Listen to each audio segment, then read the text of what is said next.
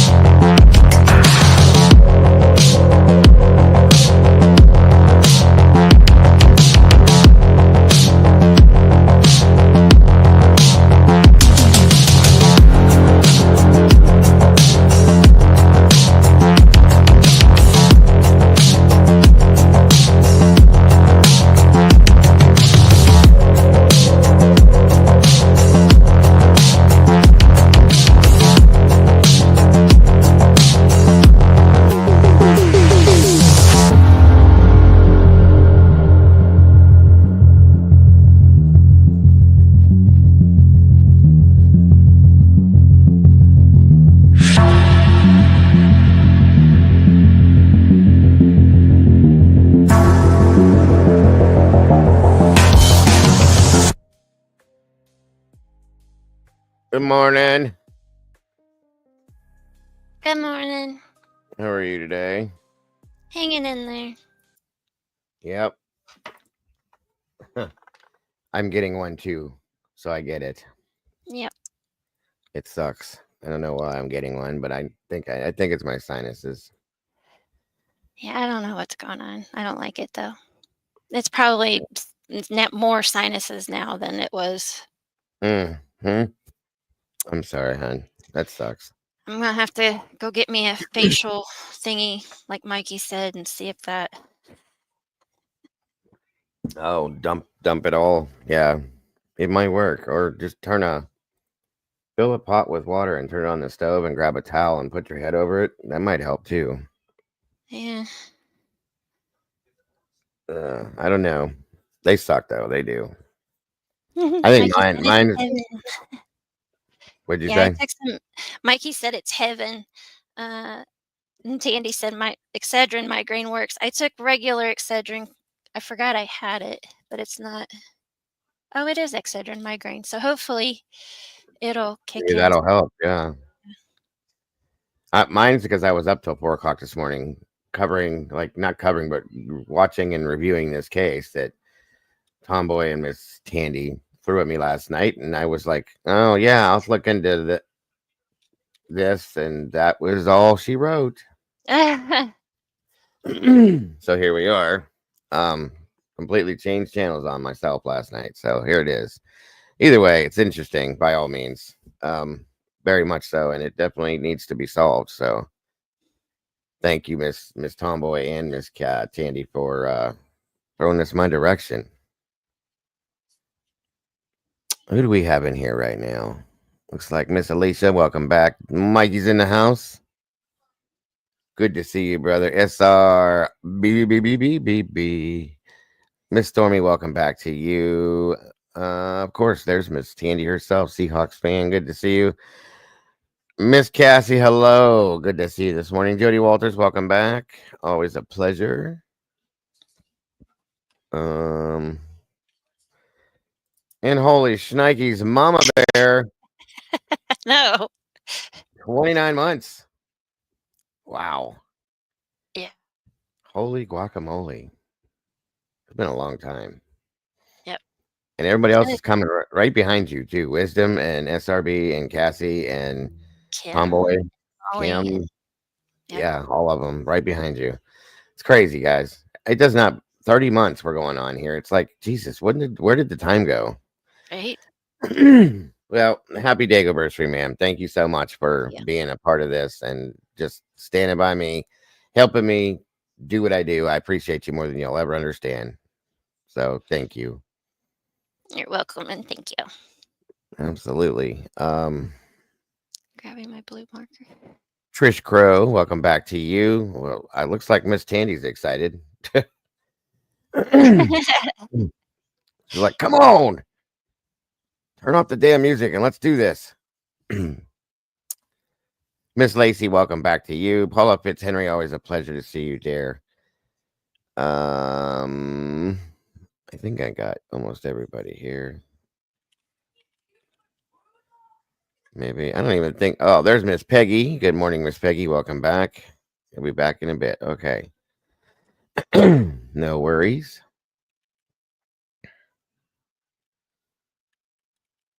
Tandy's dragging her Linus blanket, huh? Well, at least she's got a day off today and she can join us during the day. That's fun. All right.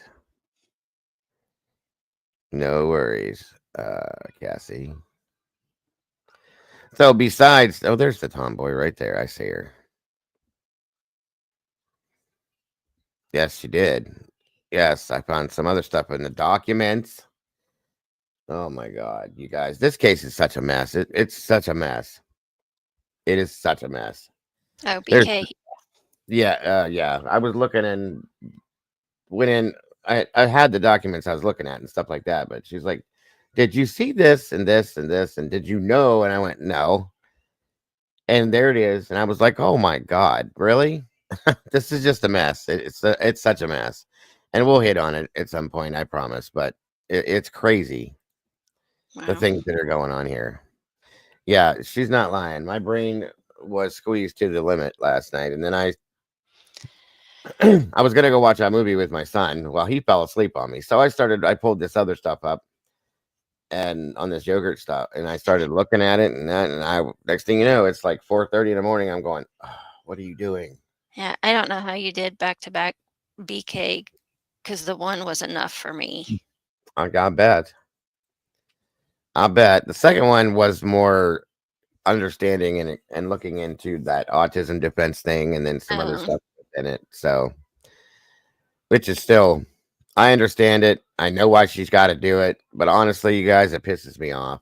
Um, if this guy did this, I don't believe that he should get off because he's autistic. You know better, but I know that she's got to yeah, do what she's got to do because otherwise, he could file for ineffective counsel, and that could cause a big problem. So, this is what they do. It bugs me. I think it's mostly because I have Caden, and it's like, don't use this to get away with something. You know what I mean? If you did it, that's all I'm saying.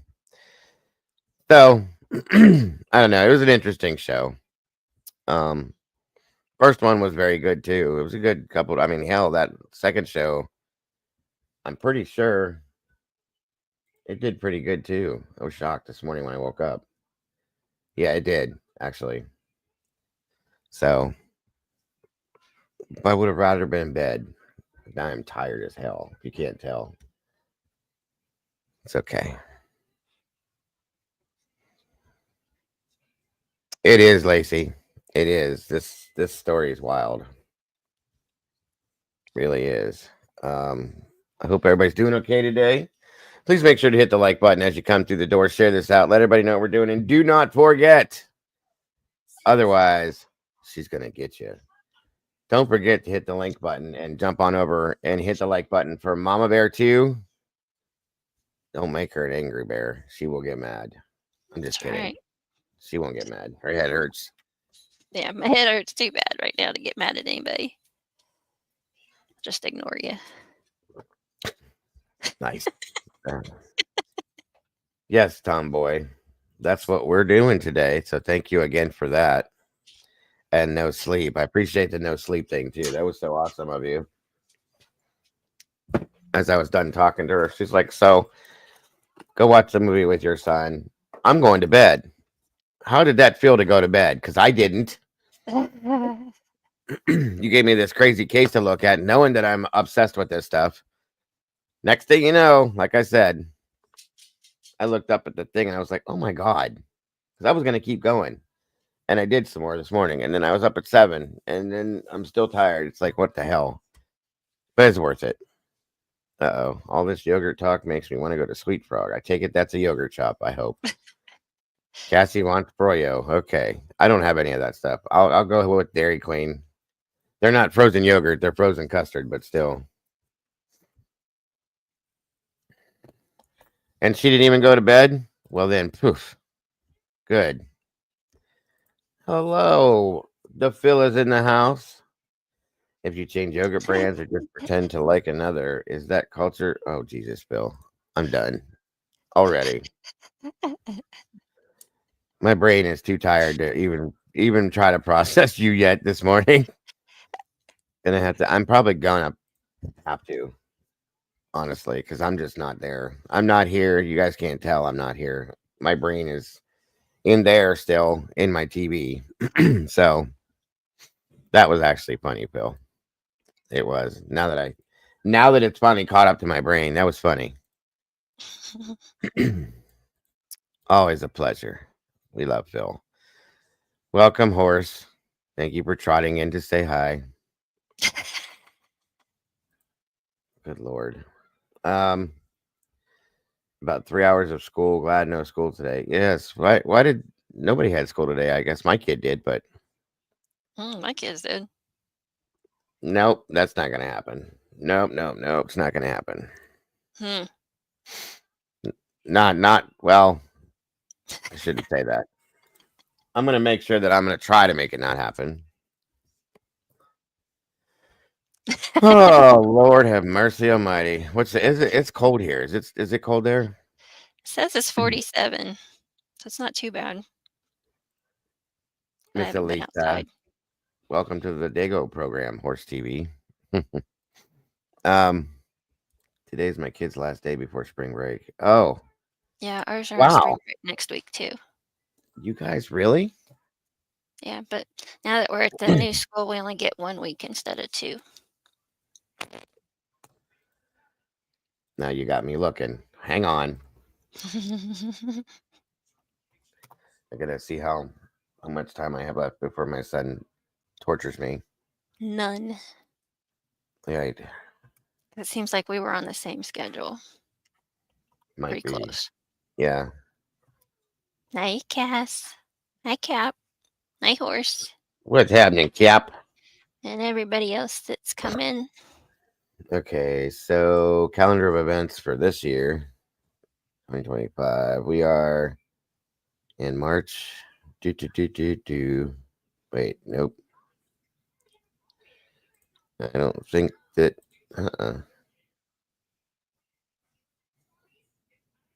Wait a minute. What is the date today? The 21st. Yeah. Mm. Huh. Um. Changed it. There we go. Come on, Dago. You can do this. Holy hell. It's next week, ACT isn't it? test. I don't think see anything. Oh, School days here. Let's see this one. See if this changes it here. Here we go. Okay, so March, April.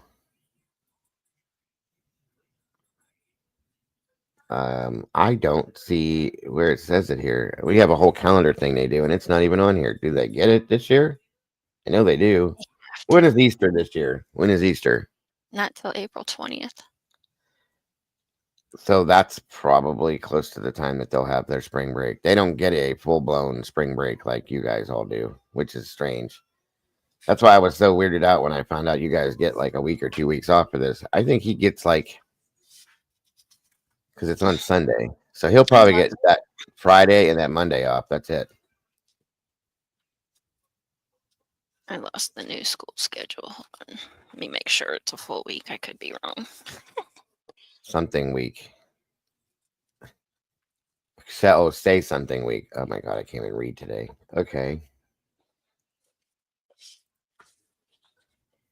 Upcoming events. But why is it not giving me? I know they're doing their ACT testing this like now, basically. So when he comes to me and goes, I don't want to go to school. Right. Say, oh, sorry, you have to go. You And the cannot thing miss. is, right, he's 18, but I still have that power with him, thank God. Yeah. He tried that once and he signed himself out and he come home and he's standing there and I went, What are you doing? What are you doing here? You're supposed to be there. Well, I could sign myself out, I found out. I went, Oh, did you? Well, guess what? You're gonna find something else out if you keep doing this.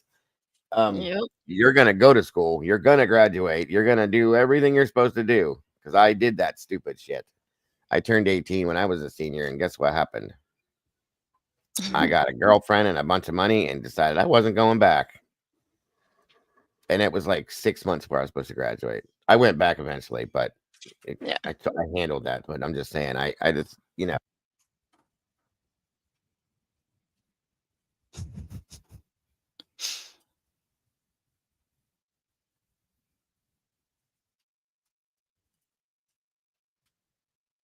You're muted. Did you hit your mic? he did try it though. And I'm glad that he respects us enough. It's this stupid microphone because I need that cord so I can plug the other one in. I don't watch sports myself, just equestrian events. Okay, well, thank you for that knowledge, my friend.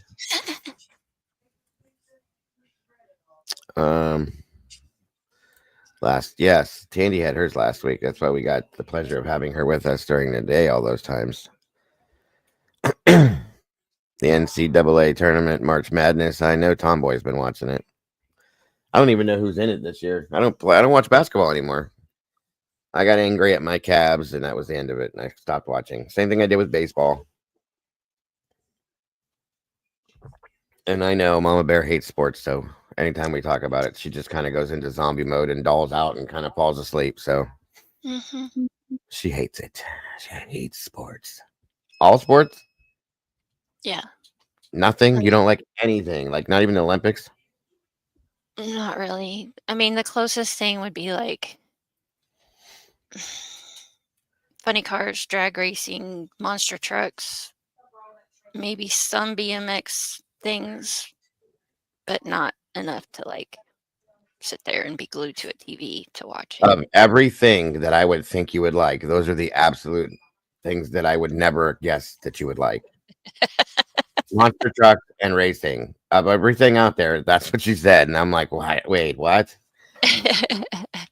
So be it. Does Matt like racing and stuff too, or sports at No, all? no, Nothing. none of us do. Okay. My dad and my brother do, but they like the Indy I 500 and that kind of racing. I don't like that kind of racing. got you. I did NASCAR for a while, and it was only because one of the drivers was from where I was at, where I lived at. I can't think of his name right now. And he started off at the track that I was on the rescue team for. Um, Fire team, whatever it was. It was a small track, and he started there and ended up in NASCAR. What is his damn name? Now his son's there, Dale Blaney, and probably nobody probably knows who he is, but him and his son both drive now. I, Mm, I think Dale's still driving for NASCAR, but I watched and followed them just to support him, and I got into it a little bit. I became and I used to get hit for this all the time, a Jeff Gordon fan, mhm. and then I realized that I'm sitting here watching cars go in a circle Yep. all for hours, and it's like, what are you doing, dude? This is like no, but F1 racing being well, see, that was what Dale started with. Sharon Speedway out here is what the track was called. Um, I think when Walt was in here, knew what it was. He mentioned it once or something. And they did like stock cars, and they did like the NASCAR. I think that's what NASCAR is, a stock car. And then they had the mini cars and the funny cars and all sorts of different things. And I started like because it was something to do. I lived out in another country area with the creature, and there was nothing to do out there except stare at farmland and go to the racetrack. So that's what we did. And that's how I got on the fire team there because I belonged to the fire department outside of there. So one thing leads to another. You talk to people, and they brought me on. So it was interesting. Yeah, and it's funny because people are like, when they hear I'm from Indiana, Mhm. Indianapolis, and I'm close to Speedway, they're like, "Oh my gosh, that must be so great to live in." I'm like, "No, it's not. It's really not." Yeah, well, especially if you live close to the track. My God, that's got to be noisy as hell. Yes, Dave Blaney horse. Yep. I can't think of his son's name, but I know he races now too. I got a bunch of shit that was signed by Dave, and we used to sit and talk and drink beers together before he was anybody, and then he became somebody. And he still wasn't much of anybody when he became somebody. So, if that makes any sense, he didn't do well with NASCAR, I guess. I don't know. He did well enough to become part of it, but he had a couple accidents out here as part of that. It was pretty wild. And he used to drive the smaller, what are those called? Um, Sprint cars? yeah, thank you. Sprint cars. See, she knows more about it than I do, guys. Um, but yeah, it was an interesting point in my life. But I'm a football guy. That's my thing. Over and over and over and all in football. It's all football. My family's football. I was born with a football in my arms and an orange diaper on because I'm a Browns fan. So, and if I didn't, I'll be honest with you guys, if I wasn't a Browns fan and my family found out about it, they would probably hang me somewhere. That's how my family is with that. So, Yeah, a few years ago, they had the funny cars out here on the drag strip. You want to talk about loud. Mm-hmm. Awesome. They are loud, aren't they? Ryan, thank you. Yes. Yes, that's his son, Ryan. Yeah, Dave, not Dale, Dave. I said Dale, Jesus. I was thinking of Dale Earnhardt Jr. Yes, Dave was a really nice guy. I don't know why I kept saying Dale. Sorry, guys. He's a Sharon Speedway legend. He was because he went to NASCAR. You know what I mean? Because Sharon was a small town racetrack, and then when one of their own goes to the big time, you become the hero. So, mm, Dale Blaney, what a joke I am. All right, I still Tony Stewart. I met him once too. He was here at I can't remember the hell was that place called. Didn't people give him crap for being a wife beater? Tony? Hmm. Yeah. Yes, I remember hearing about that. The car place. He showed up at a car place and he was doing signatures and all that stuff.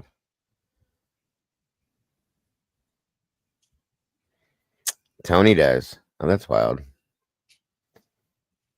Only two we were allowed to like growing up was Denver Broncos and the Boston Red Sox. Oh wow.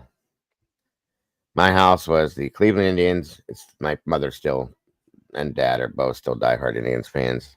Or the Cleveland, what do they call now? Guardians. They changed their name. Yeah. So it was the Guardians, the Cavs, and the Browns. And then my mother, father are diehard Ohio State fans for football, which is probably why they don't like me. I'm just kidding. What the hell? He's no Rod White archery gold member. Archery from Hermitage. No idea who that is, horse. That sounds No like something idea. in the Olympics. I know what it is, but I've never heard of him. OH, hell no. There you go, Cassie. OH, hell no. That's how I answer that one. Yes, there we go. RMFT. Roll motherfucking tide. Love Alabama. Mikey said Napa. Was that the Napa. I used to work for car? Napa. Is that the car place you were trying to think of? Mm-mm. No, but that's who I worked for. That's the last job I had was Napa. Once I retired from, well, left the fire department, I had worked a few small places. That was the last one I was at was Napa. Michelle Alicia, did Weddle. you say your husband met Undertaker? That's the wrestler, right? Yeah. Undertaker's a wrestler. Yes, That was Caden would cool. love that. Caden loves wrestling. In I don't fact, like that's one of his wrestling. I like favorites. Undertaker, but Yes. The Undertaker and Kane and somebody else Caden loves. I can't remember. hiya, Michelle. 24 peeps in here. Let's see. He probably is. Isn't he like huge? Or is Who, that the just Undertaker? yeah? I thought he was like 6 foot, like huge, 6'6" or something.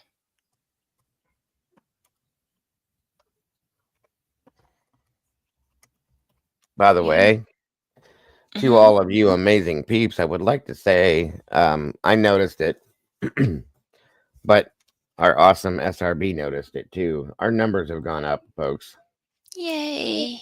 and that's amazing to me. And I am more than ecstatic. And I want to thank you all so much. We're doing great, and it's because of all you. And I knock on wood, I hope I don't jinx that, but it's exciting to me. So thank you all so very much for just being you and being here. That means a lot. It really does. That's what I thought, Alicia. I don't remember exactly how tall, but I thought he was a big 6'2". dude. Well, her husband is 6'2", and he had to look up to Undertaker. Thank you, Michelle. And that's also Miss Sherry has been working with our Facebook account and all that. So I got to give it to all you guys for every one of you. I picked up NASCAR drivers from the airport in Hazleton once. Lots of nice people. I insisted on riding horseback, but they wanted cars. You know, horse, I got to tell you, and I'm just going to say this, horse, and I'm going to let you go with it wherever you go, and just think about what I say to you. You're giving yourself away, my friend. That's all I'm going to Seriously. tell you, okay? 100% giving yourself away. And I'm going to leave it there with that, okay? Thank you for being here. You guys are a trip, I swear to God. Yep. Yes. Yeah, hopefully we'll see what happens, Tandy. We'll see. Elisa, look, see, can you be any more obvious? Thank you, horse. Yes, you're giving it all away. Look, everybody in here is going, yep, absolutely. Yes, Yep. we all got you, horse. It's okay. Getting rid of that bum Walt Harris helped. It probably did. It probably did. I don't know, horse, but I don't know. That Wilt Ferris was. Wilt Ferris guy too. Yeah, Yeah, he's a little sus. you think? Yeah, so I appreciate you, Michelle, so much. All of you guys that I just being here means everything, guys. That's absolutely amazing to me. Most definitely horse TV towel selling fool. so, so how many besides the obvious the Texan ladies in here, Tomboy and Tandy, that told me about this case? How many of you guys know about this case, the yogurt shop murders? It sounds familiar to me, but I'm Well, not sure. Kaylee sent me a message this morning when I put it up, said, I'll be there. I know about the yogurt shop murders. It's always played on my mind. And she's over in the UK. So Mhm. it got out there, obviously. I had never heard of this, which blew my mind because as soon as I started looking into it, I'm going, oh my God, this is crazy. How did I never hear about this? You know, there's a lot of these cases that we've covered, the cold cases, that I've never really heard of. And it blows my mind because I'm so into this. You'd think I'd know all this stuff, but hey. Okay, Tomboy. Did you know that if you wear your your Jeff Gordon team jacket while watching share videos and click your heels together 3 times, you are in fact gay? Oh, I did not know that, Phil. But Hmm. okay. Michelle, are you on a phone or PC, or it should still be at the bottom by the You heard about it, Cap? Okay. chat, at the bottom of the chat. Thank you, Tomboy. I was just Oh, trying to find the dollar sign to donate. I don't even know if on mine if there is one what it did? Yeah, it depends on the device you're on, I guess. because no, it's not a phone. So, horse, while you were driving, did they Michelle, just you want may you have to to get hop the over to Dago's. Yeah, hop over on Dago's side and do it. And if you want it to come to me, you'll have to leave him a note that it's for me, or to split it make between the sure? two of I'll us. make sure she gets it either way. Doesn't matter. Yeah, that's what I Um, thought. I didn't think there's I the had that wisdom, Miss ability yet. Sherry. There's our wisdom, the infinite wisdom. Our channel mother. Hello, ma'am. How are you today? Good to have you here. Hope you're doing all right. Tomboy, Uh-oh. why are you saying okay, Discord? She's been busy. She's had some stuff that she made. I'm gonna show everybody real quick. Uh, Try to help. I wish she would sell these things because she does a really good job, and it would probably do her good. You know, she does so many neat things. These are awesome too. Look at these little those purses are and stuff. cute. I like the sunflower. That's really pretty. Mhm. Great job, Tomboy. I'm telling you, this little red baseball one. Look at that. That's neat. Why don't you Do you sell at this least stuff? take them to, like, craft fairs or something, or do you just make them to make them? Yeah, something. At least you said it's hard to find people that want it. Well, yeah, you're right there. I mean, if you maybe if you set up like an Etsy shop, or I mean, I could see these things going on Etsy. These are really cool. These little bags with the little One handles and stuff. They're neat. pacifier holder. Mm, that's cute. A pacifier holder. I'd never heard of that. Right there. Yep. That's neat. There's a bigger one. These would be good for like makeup bags for the ladies or Yeah, travel um, bags. travel bag. Yeah, with the little handle here. You could use these as pencil or pen bags. My wife has one like this. It's made out of like a foam material, and that's what you. I don't know. Their mom, you would buy these, wouldn't you? Good morning, mother. Good to see you. Wouldn't you buy these? I know you like sunflowers. I could see you carrying one of these around. Hello, Mama Ruth. They're keychains. Oh, really? I just said The to little hold ones. The chapstick or little. whatever. Still, they just little things. If you put your keys in it, or yeah, Just a she said comment. she would Yeah. buy that. 100%. I figured you would. Good to see you, mommy. Hope you're doing good today. I hope you enjoyed yesterday's show. I seen you pop in there, and I appreciated your comment. Chapstick, tissue, AirPods. Yep. They're Nowadays, really everybody's got the AirPods and the earphones nowadays. That's a good idea. They're neat looking though. You do a really good job. You should do something with them. I told you the other stuff. Like daughter and granddaughter use them to hold their earbuds. she made my little bag here, and it's Mhm. a drawstring, and it's got our emblem here. She made a notebook cover for us, a couple of them. She made my I still love this one because I love Scooby Doo. I always have, but she made my little Scooby Doo pen Oh, I with the remember that. hamburger. Yeah, I think this is too cool. That's cute. And there's keychains that she's made. Me and Brady both. Like I said, the little what are those little black and white notebooks called? The composition books. Composition books. Yeah, she sent me a composition book that it's got like this material type stuff, a cover over it, so it's really nice too. I mean, you do really good work. Hold on. Dagburn, Johnny Gobbles, dead floozy mama. Hello. Thank you again for being here, so I can say it again. Have a good day, Horse TV. You off? Are you out of here, horse? I'm gonna clean the house, but it'll be listening. Go clean your stall. Alicia, Again. you too. Well, I mean, Horse TV. Oh, yeah. Sorry about that, horse. Oops. And this is the one thing she made that I really love this thing, guys. She knows that I love donuts, Yeah, and we were talking about the White House donuts, and she made this based off of the White House donuts. In the back there, the blueberry ones that are amazing. My mother can tell you how good White House donuts are. She's in here now. There goes True Crime with donuts and coffee, and it's just a little that's like awesome. a desk setter type thing to go along with it, and I love it. It's amazing. She does really cool stuff. So That's really cool, Tomboy. Maybe that's what I should do with all kindness, my kid. fabric that's just sitting here and I'm not doing That's a anything good with it. idea, Tomboy. Yeah. That's what I said. Go clean your stall, horse. Um, Storm said I'm dead. If you No, butch those up a bit, you could sell thousands of small parts and tool bags, gift items.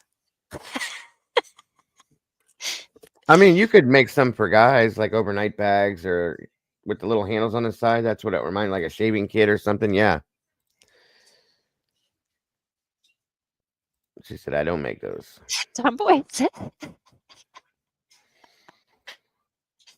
I am the the butch. butch. You two are a mess. Butch. Candy writes, I need more enthusiasm from him. What, sassy ass Cassie isn't enough?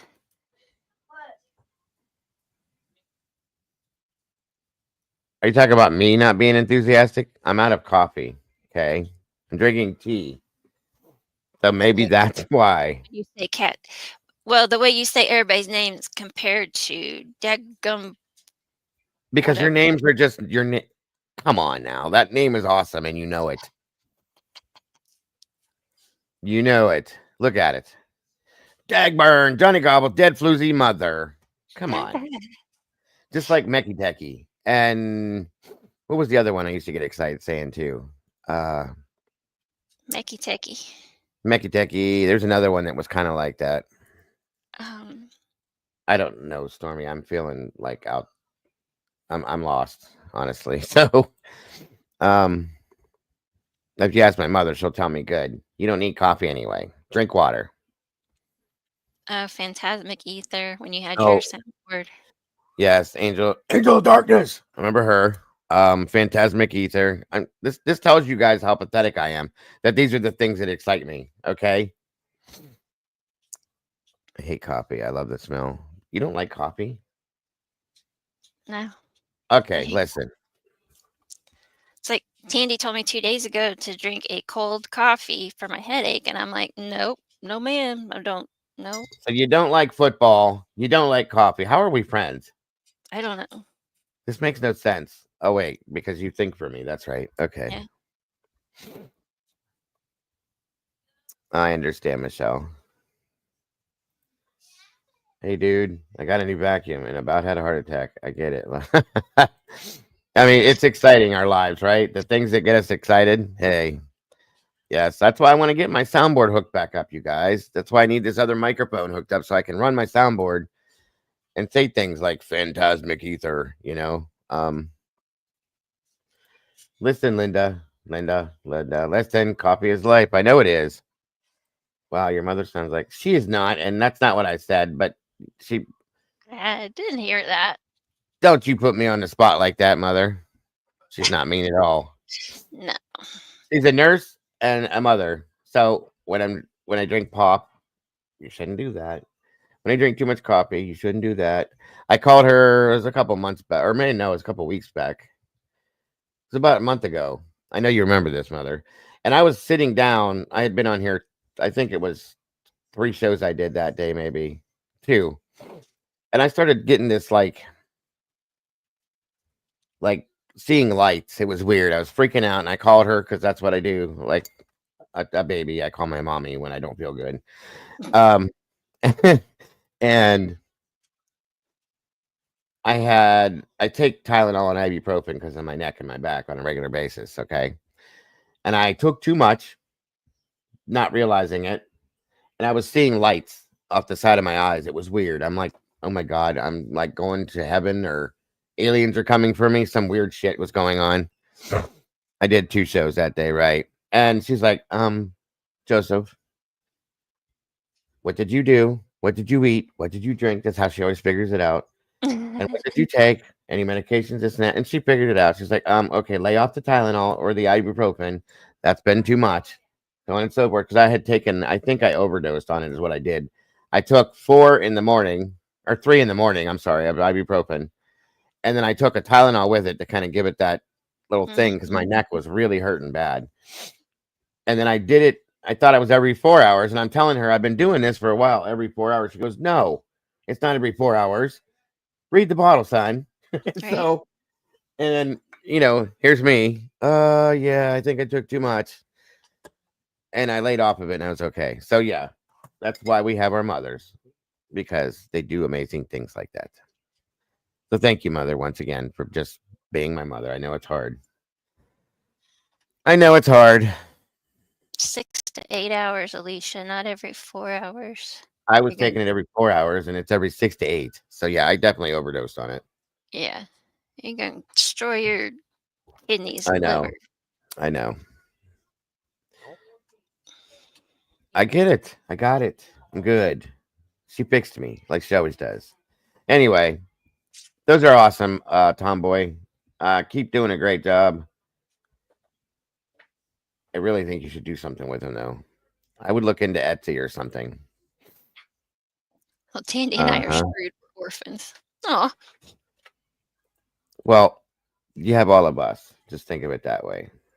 Miss Wisdom can be your stand-in because she's the channel mother. So there you go. I don't do much of the Tylenol. It's more ibuprofen, but I do take one every now and again. The schedule is to take Motrin, then 4 hours later take Tylenol, then 4 hours after that, then you can take Motrin again. Oh, okay. Yep, you're supposed to alternate them. Yeah, I know. Well, I wasn't. I don't think, guys. We know that. Either way, she saved me, stopped me from overdosing again, because I probably would have taken it again within that next 4 hour period of time, and I probably would have really been seeing lights. So no. Tylenol's well, they're both bad for your bodies, from my understanding. But yeah, I've heard that Tylenol's better anyway too. I don't know. Everything is bad for your body somewhere, somehow, some way. Yes, yes, How you, I do. Brandy? I do. There's the OG, Brady B. Oh, see, hers hit today too. Yep. To So 1 in sad. 6 months. Around the She's been here 21st. longer. That's funny. Well, she's been here longer. Brady's been here going on 4 years. Yeah. So, and happy day anniversary, Miss Brandy. Thank you again for everything you do for the channel, dear. I appreciate you. That goes for all of the guys and all of you guys in the Blue Crew. You guys are amazing. Again, I couldn't, wouldn't, or should never try to do this without you guys because I wouldn't. That's all there is to it. So, thank you all for being what you are, who you are, and what you guys do for me and for this channel and for the community. You guys are amazing. And again, Brandy, God bless, and thank you so much for everything you do and for being here too. Well, Lisa, you live in Michigan. I wouldn't even look at water if I lived in Michigan, honestly. Sorry, I wouldn't. Wait, what are we talking about here? Make a whooping stick and it Because they were telling your mom that you're not too old to get an ass whooping. I'm 50 years old. Let's stop. That's enough. Well, if you need some sense knocked into you, then you need some sense knocked into you. And if I can't reach you, your mama can. I just got to get her number to text her. Be like, Mama Unbelievable. Ruth, your Oh son's well. being a stinker. Oh Lord have mercy. Okay, y'all. This is how I get treated. I didn't tell anybody to shut up. And don't be trying to tell on me with my. Don't even start with that shit. No, no, no. Thank you, SRB. All right, guys. Let me get this up and moving. I don't know. Again, anybody that's just now coming in, we're looking into the really mother. I can see her doing it too because she does it all the time. She just looks at me and shakes her head like, "Yeah, that's my child." Mm-hmm. I miss Heather coming in. That was funny. Potty words. Jesus, Brandy. I always boss you around. Are you guys serious right now? I'm gonna leave. Bye, Mama Bear.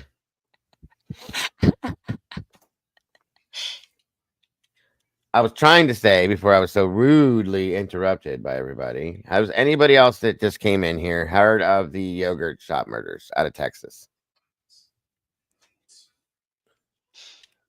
Like She I could said, take I over. think so, but I'm not sure. Miss Stacy, good morning. Yeah, guys, I'm getting this set up here. Give me 1 second. This is the other boss on the phone. Hello, JC.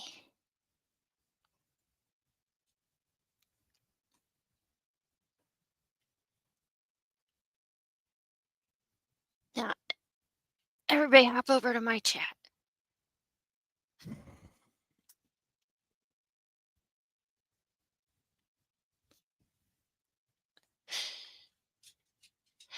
Hello, Kathy.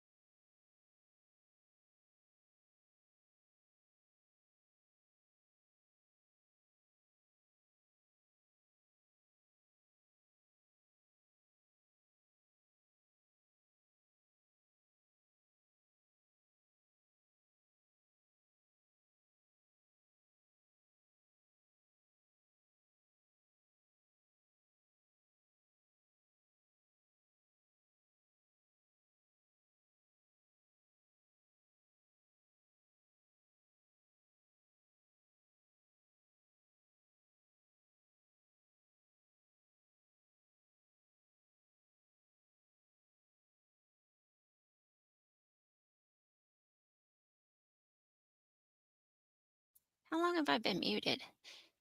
Jeez. Yeah, Mark, he's talking to the wifey. All right, guys. Sorry about that. Like I said, that was the boss lady. Too late, Mikey. All Did you come right. over here and say hi and Sorry click about my that. like button, Mikey? Well, we appreciate that, Michelle. We love you too. 36 peeps in the house.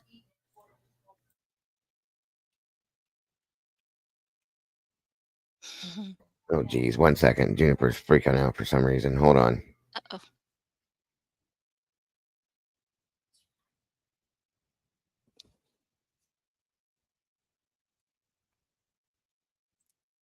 Did he finally go upstairs?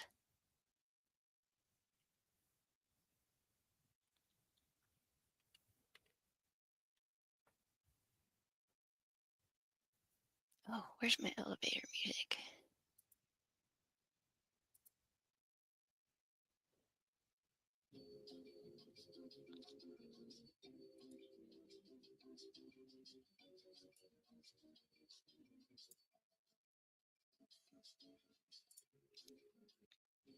Okay, she was laughing. I thought it was the dogs. I apologize.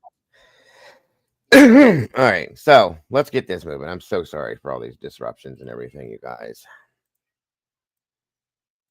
I'm going to put this up first and let you guys see this. We're starting right now, Mark. Luckily, I was screwing around and you made it in time.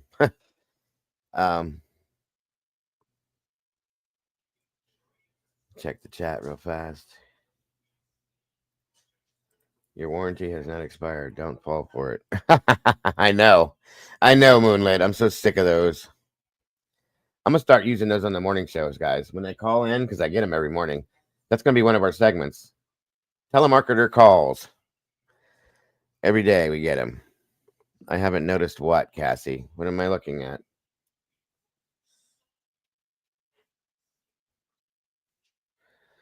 I hate when you guys do that to me. What did I not notice, Mama Bear?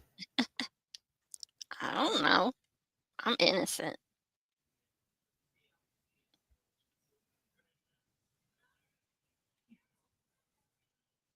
Mayoris Mirror Shop. What you see is what you get. If you don't like what you see, blame your daddy. Huh? What? No idea, but okay. Now, whatever it is, I didn't notice, so I'm sure I'll find out sooner or later. On we go. Let me know how the audio is on this.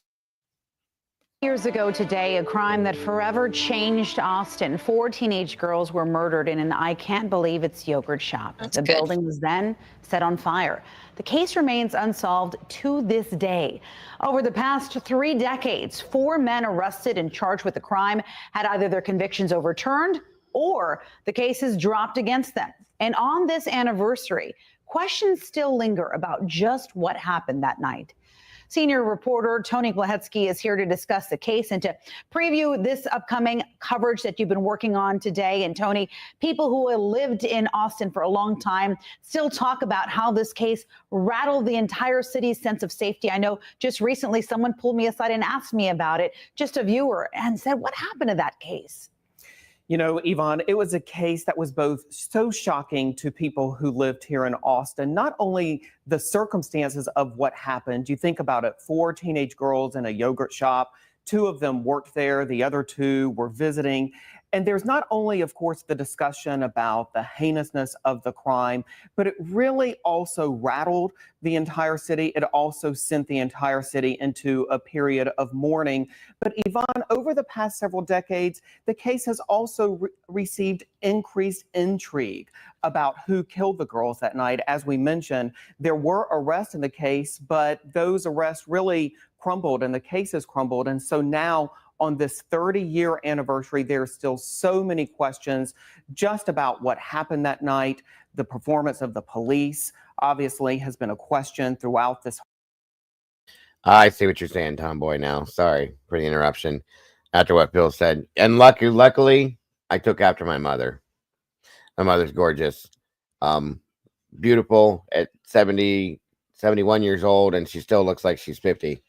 So yeah, I got those genes, guys, except for the thinning hair thing. I don't know where that came from because she's got a full head of hair. And she just she doesn't age. My mother doesn't age. It's crazy. So luckily I got her genes, not his. Whole 3 decades. But again, on this anniversary, people really still hoping and wanting for answers about what happened. Tony, you were able to speak with the girls' families. What are they telling you on this anniversary? Because to me, as a parent, it's just the lack of closure for me. I couldn't handle it, you know? You know, Yvonne, keep in mind that many of them, the family members, are reluctant to talk on this 30-year anniversary. They have been through so much through the years. I was able to talk by phone to Barbara Wilson. She lost 2 of her daughters that night, Sarah and Jennifer Harbison. She says that she thinks justice likely won't ever happen, but she still longs for it, though. I also interviewed Sean and Angie Ayers. Sean is the brother of the youngest victim, Amy Ayers, and here's what he had to say. It's 30 years of not giving up, 30 years of trying. Takes 30 more years, it'll be 30 more years. We're not giving up. There will be a resolution to this, one way or another. Now, Tony, you actually talked to the first investigator on the case. Do investigators think it will ever be solved?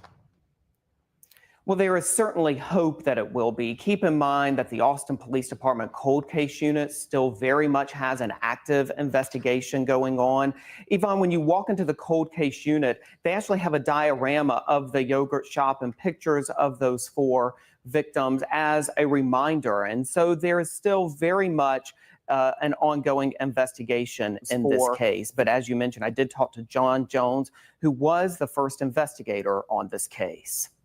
You know, somebody said, well, you know, what if it's somebody you overlooked? Fine. Okay. I'm good with that. Just so, you know, it can be proved that they did it.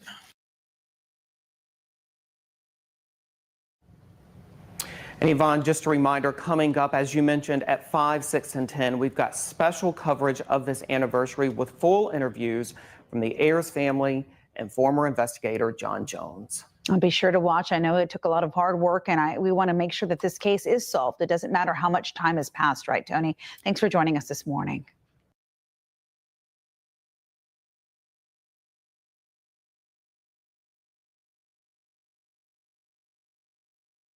All right. Now, like I said, it's been an ongoing, unsolved. It's crazy, you guys. I don't get it.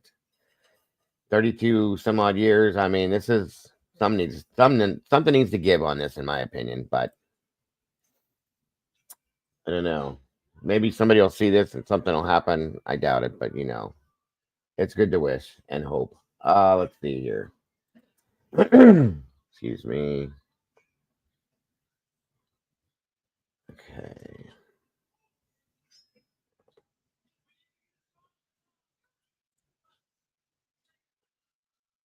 All right, let's get the story in, guys. Thank you, Peggy.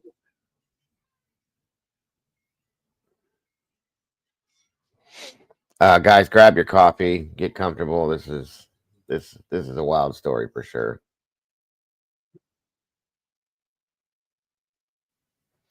My computer's not reacting to me the way it's supposed to again.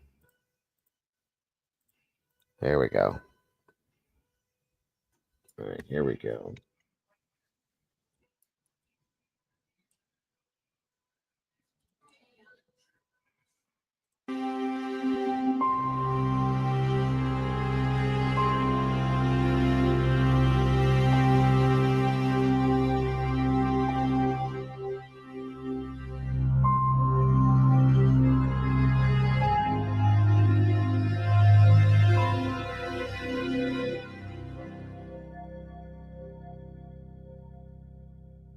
Amy Ayers, Sarah Harbison, Jennifer Harbison, and Eliza Thomas. All heartfelt, nature-loving teenagers were wonderful and immeasurable young girls from Austin, Texas. Their undying friendship and shared passion for all living things was cut short by unsolved murders in the waning hours of December 6th, 1991, leaving all who knew them across the Texas capital and the entire state at large, grasping for answers in a sea of evidence that drowned us all in doubt. As a hope to provide more substantial reasoning built upon observable evidence and situational analysis, this is an examination of the 1991 Austin yogurt shop murders and the horrifying tragedy left in the I Can't Believe It's Yogurt story. This is Cold Case Detective.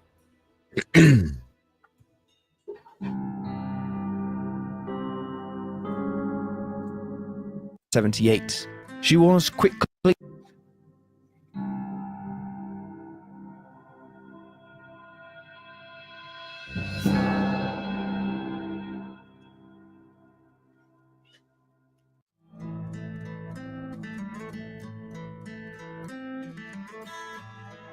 The youngest of the four girls was Amy Lee Ayers, born on the final day of January in the winter of 1978. She was quickly introduced into the ranching culture and cowgirl lifestyle that the open plains of Texas can inspire. From a young age, she became obsessed with the outdoors and all that Mother Nature had to offer, finding a special affinity for animals and associating with them in her free time. Her two major interests were fishing and horses, falling in love with competition shows. As young as 3 years old, Amy excelled in horse shows across the state of Texas. She even learned the art of cutting horses, in which a horse and its rider attempt to separate a cow from its herd and keep it singled out. It was a fine equestrian skill to master, let alone for a young girl. In short, Amy was born to be a horse whisperer. These deep-rooted passions carried on into her adolescent years as well. When she wasn't hanging around the horse barn, she was training her dogs new tricks or making friends with strangers' pets, withholding the uncanny ability to attract animals on the fly, as if her energy and spirit made them draw near. She took this spirit wherever she went, whether it was to the rodeo to support her brother Sean or to her meetings with the fellow yearbook staff at Burnett Middle School. After classes ended, Amy would venture to Lanier High School's Junior Future Farmers of America, where she served as vice president, or to the Travis County Livestock Show, where she would show hogs and join arts and crafts programs. It was all prep for her master plan, as Amy dreamt of one day owning horses on open farmland while tending to animals as a veterinarian. With so much natural talent, we can be sure that these dreams would have materialized had it not been for that fateful final journey to the yogurt shop with a friend in late 1991. The next youngest victim, Amy Ayers' aforementioned best friend, was 15-year-old Sarah Harbison. Born on October 28, 1976, Sarah was the younger of two daughters belonging to stepfather Frank and birth mother Barbara Harbison. In 1979, Barbara and her daughters moved to Austin, and Sarah never looked back. Much like her future best friend Amy, Sarah displayed a love for outdoor activities and wielded a competitive spirit at an early age. She loved playing sports, especially basketball. She just loved being a part of something and forcing herself to be better at whatever she set her mind on. Sarah never slowed down either, taking on as many activities as she could. Alongside basketball, Sarah also joined the cheerleading squad and would cheer directly after her own basketball game, supporting the boys' teams too. When she got into high school, she also excelled on the freshman volleyball squad too. This hectic lifestyle didn't bother Mr. and Mrs. Harbison though, as they pushed Sarah to achieve greatness and follow her passions. Thus, Sarah joined other organizations at school, such as the Lanier FFA chapter, and became a representative on her high school's student council. But her very favorite extracurricular activity, showing sheep at local county fair competitions, was shared with her older sister, Jennifer, another victim of the yogurt shop mystery. Jennifer Harbison, the eldest child of Barbara Harbison, was born on May 9, 1974, 2.5 years prior to Sarah. She, her mother, and her sister had an inseparable bond growing up. In 1980, Barbara married Frank, and the family of 3 grew to 4, cemented with true happiness and consistent support. Through this support, Jennifer was much like her younger sister in that she was encouraged to live up to her imaginations. She was short and petite, quick and clever, but equally as confident and athletic. She loved to remain social at school, also channeling most of her energy into sports and the Future Farmers of America program, where she served as president of the local chapter and vice president of the district. She led the sports fandom between her and Sarah, playing t-ball as a youngster before becoming a stellar track and field star in high school. She used her athletic abilities to ready herself for a future career in rodeo barrel races, the perfect dream for a girl with her interests. Without a doubt, she and Sarah held many similarities in their close relationship, their mother describing them as wonderfully unique, faithful, and most of all, mature for their age. It was Jennifer's maturity that prodded Barbara to allow her to work part-time, late-night shifts at a minimum wage job at the I Can't Believe It's Yogurt shop, so she could help pay for a navy blue Chevy S10 truck her birth father was wrangling for her. In a heartbreaking twist, it was this innocent plan that led into darkness after a few months on the job for Jennifer and her older co-worker, Eliza Thomas. Eliza Thomas was born on May 16, 1974, in Travis County, Texas. Her parents divorced when she was only a child, but she remained tight-knit with her birth mother, Maria, and grew up with a younger sister, Sonora Thomas. Like many of her friends and fellow mid-Texas natives, Eliza was fond of country music and dancing. When she became a teenager, Eliza and her best friend at the time, Michelle, would go out together to dance events. Maria Thomas would tell reporter Dick Ellis after the murders that her favorite memories of her late daughter were the times when Eliza and Michelle would meet up before or after dancing, get dressed up with nice clothes and makeup, and laugh through the homemade photo shoots.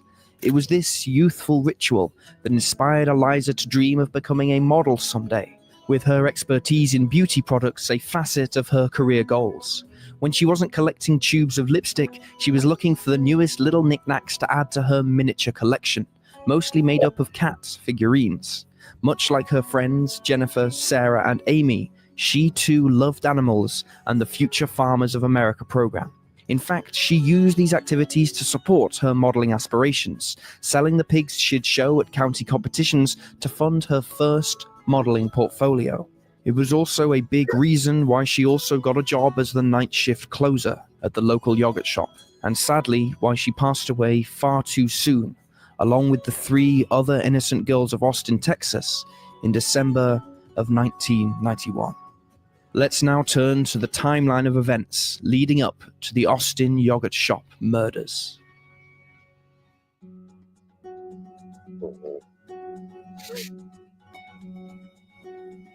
At around 4:30 p.m. on Friday, December 6, 1991, Barbara Harbison returns home from work to find her youngest daughter, Sarah Harbison, sitting on the couch eating a snack.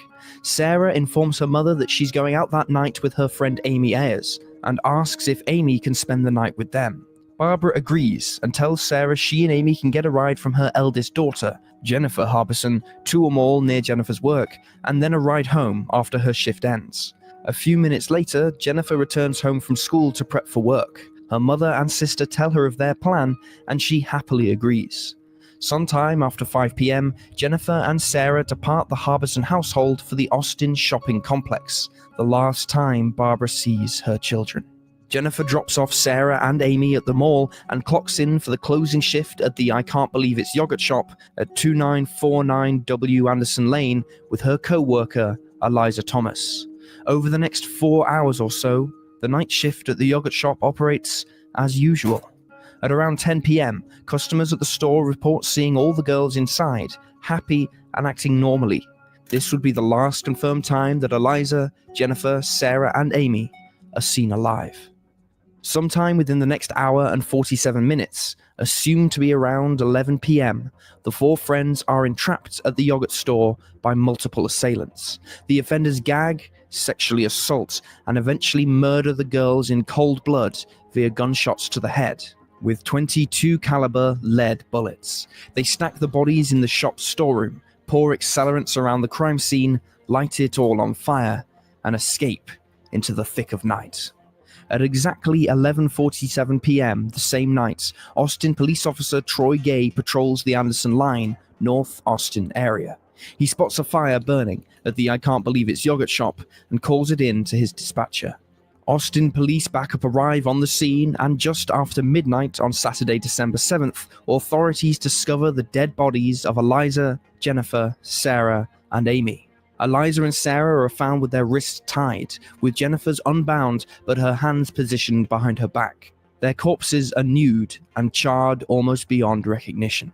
Amy's body is found in another section of the store, a sock-like cloth tied around her neck, with second-degree burns on about 30% of her body.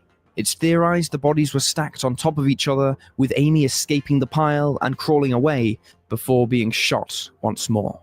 All the girls are presumed to have died before being burned. A few days later, on Monday, December 9th, law enforcement confirms reports that there were multiple people involved in the robbery turned homicide, and there were no signs of forced entry, and that the items used to tie up the 4 girls were all found in the store that night. The following day, on Tuesday, December 10th, the city of Austin, Texas, grieves with the various parents over the loss of their 4 children. A funeral is held, and it is attended by over 1,500 citizens. On Thursday, December 12th, State District Judge John Wisser seals the autopsy reports to sustain the evidence's confidentiality and protects the investigation. At North Cross Mall on Saturday, December 14th, a man by the name of Maurice Pierce is arrested for possession of a .22 caliber gun and bullets. Austin police detective Hector Polanco brings him into question in regards to the yogurt shop murders, and Pierce eventually tells the detective that his friend Forrest Wellborn used the .22 gun in the 4 girls' murders. Despite this development, police report that they have few leads on December 23rd, after a false confession by an anonymous teenage girl and her boyfriend are proven untrue. To make matters worse, the Maurice Pierce tip is buried in case files after the interrogating officer, Detective Polanco, is removed from the investigation due to his dirty past in coercing false confessions from suspects on March 23, 1992. 7 months later, in October 1992, the next best lead evaporates when Porfirio Villa Saavedra, a suspect that Mexican police say confessed to his involvement, recants his testimony, telling American authorities that Mexican federal agents tortured him into coercion. I don't know, unless they felt like they were being pressured. SRB, I don't know. That's a good question. Truly, I don't know. Texas don't play. Their police ain't no joke. So that could have been. They felt like they had to. It's still stupid, but I don't know. Interesting though. Very good question.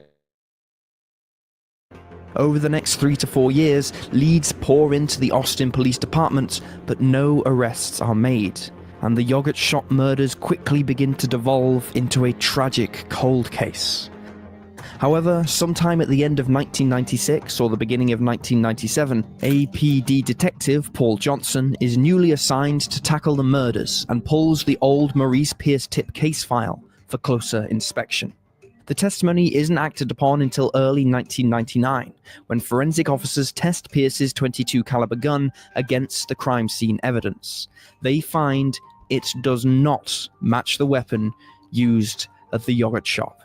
Nevertheless, police bring in one of Maurice Pierce's alleged cohorts, Michael Scott, multiple times between September 9th and 14th, 1999. After over 20 hours of intense interrogations, Scott confesses to playing a role in the murders. On September 15th, Austin police travel to Charleston, West Virginia, where they interview another alleged cohort, Robert Burns Springsteen IV. Springsteen is interrogated under scrutiny for 5 hours before admitting to raping Amy Ayers and helping kill the others.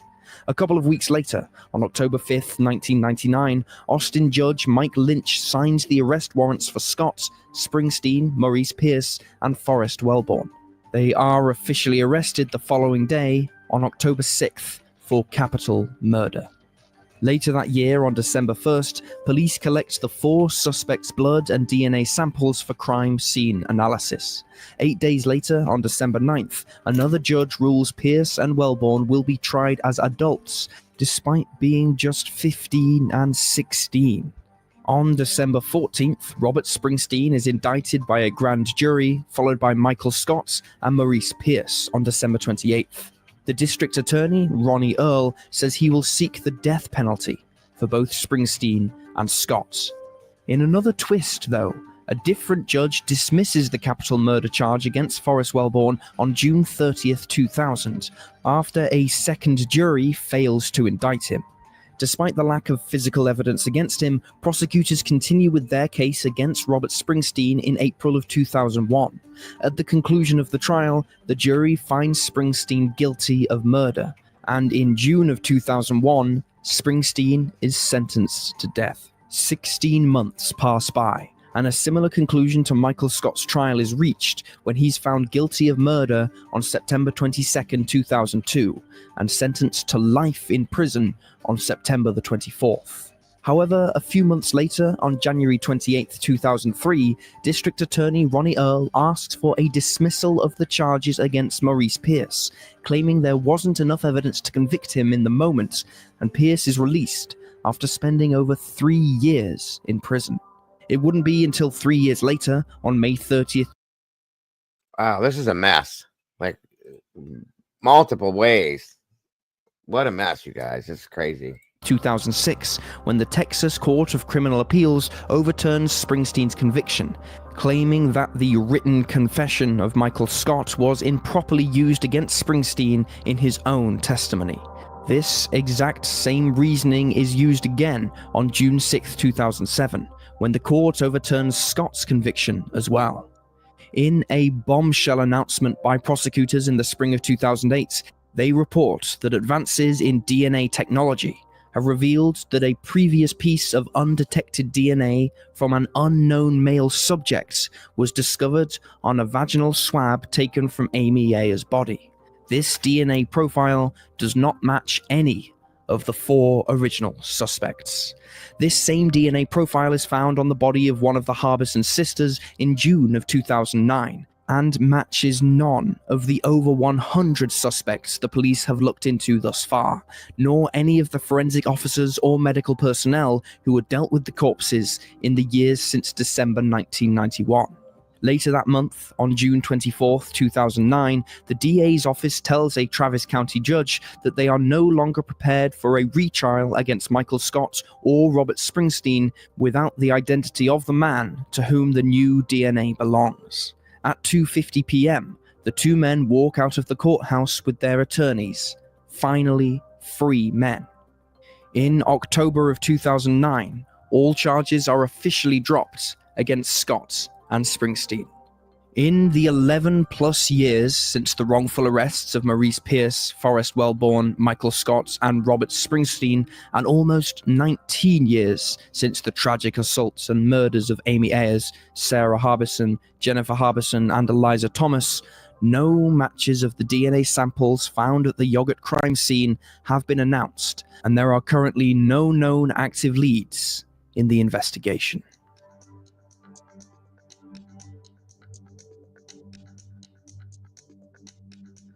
Without a doubt, the biggest piece of evidence discovered in the yogurt shop murder investigation is the mysterious DNA profile belonging to an unidentified male, found on 2 of the 4 bodies after DNA technology expanded at the turn of the millennium. While not much is known about the sample outside of the gender of its donor, it's been announced that the profile does not match any of the tested suspects police have compiled since their manhunt began, nor does it match hundreds of associates of the prime suspects listed by the Austin Police Department thus far.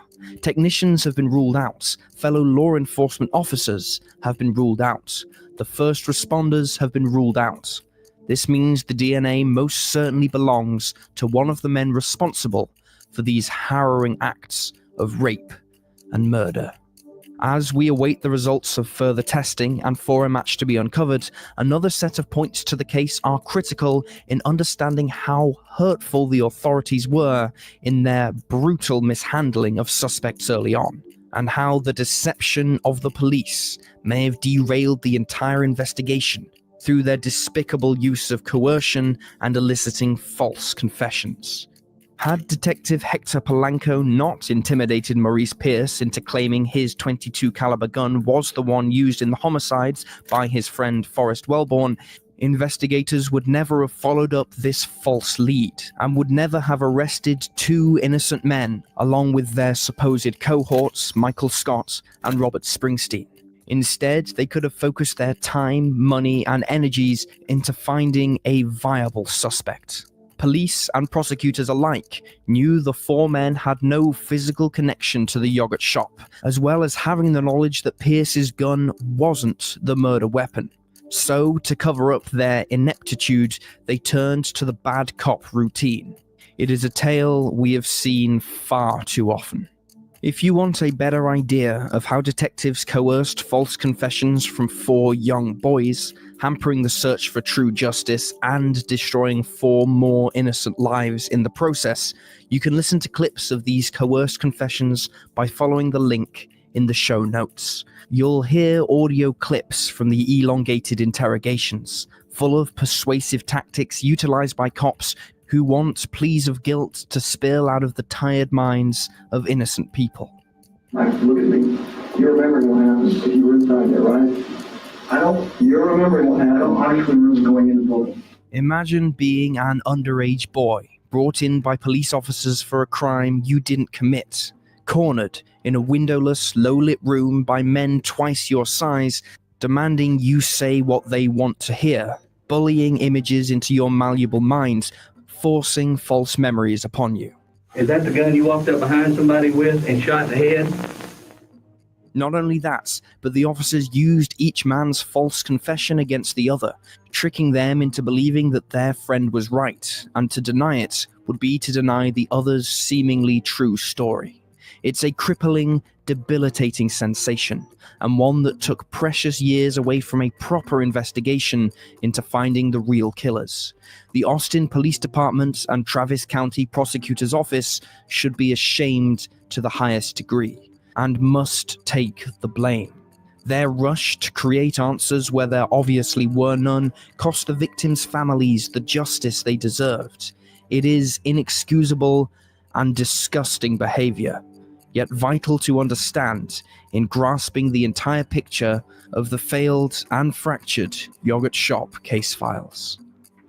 We can now turn to the most prominent theories surrounding the mystery of the Austin yogurt shop murders.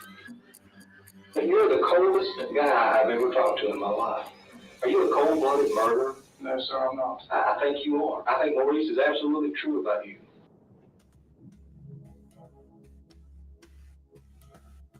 The wildest part about the yogurt shop murders and its notoriety for the coerced confessions is that it didn't stop with the four main suspects believed to be responsible for years until DNA cleared their names. In fact, investigators heard over 50 false confessions related to the case, including one from infamous serial killer Can you imagine 50 false confessions? The police were going in circles with this constantly, guys. This is insane to me. Crazy. Kenneth Allen McDuff. McDuff's testimony, coming the day of his execution, was at first seriously considered by police when they realized he was in the Austin area around the time of the yogurt shop massacre, murdering Colleen Reed with accomplice Alva Hank Worley on December 29th, 1991.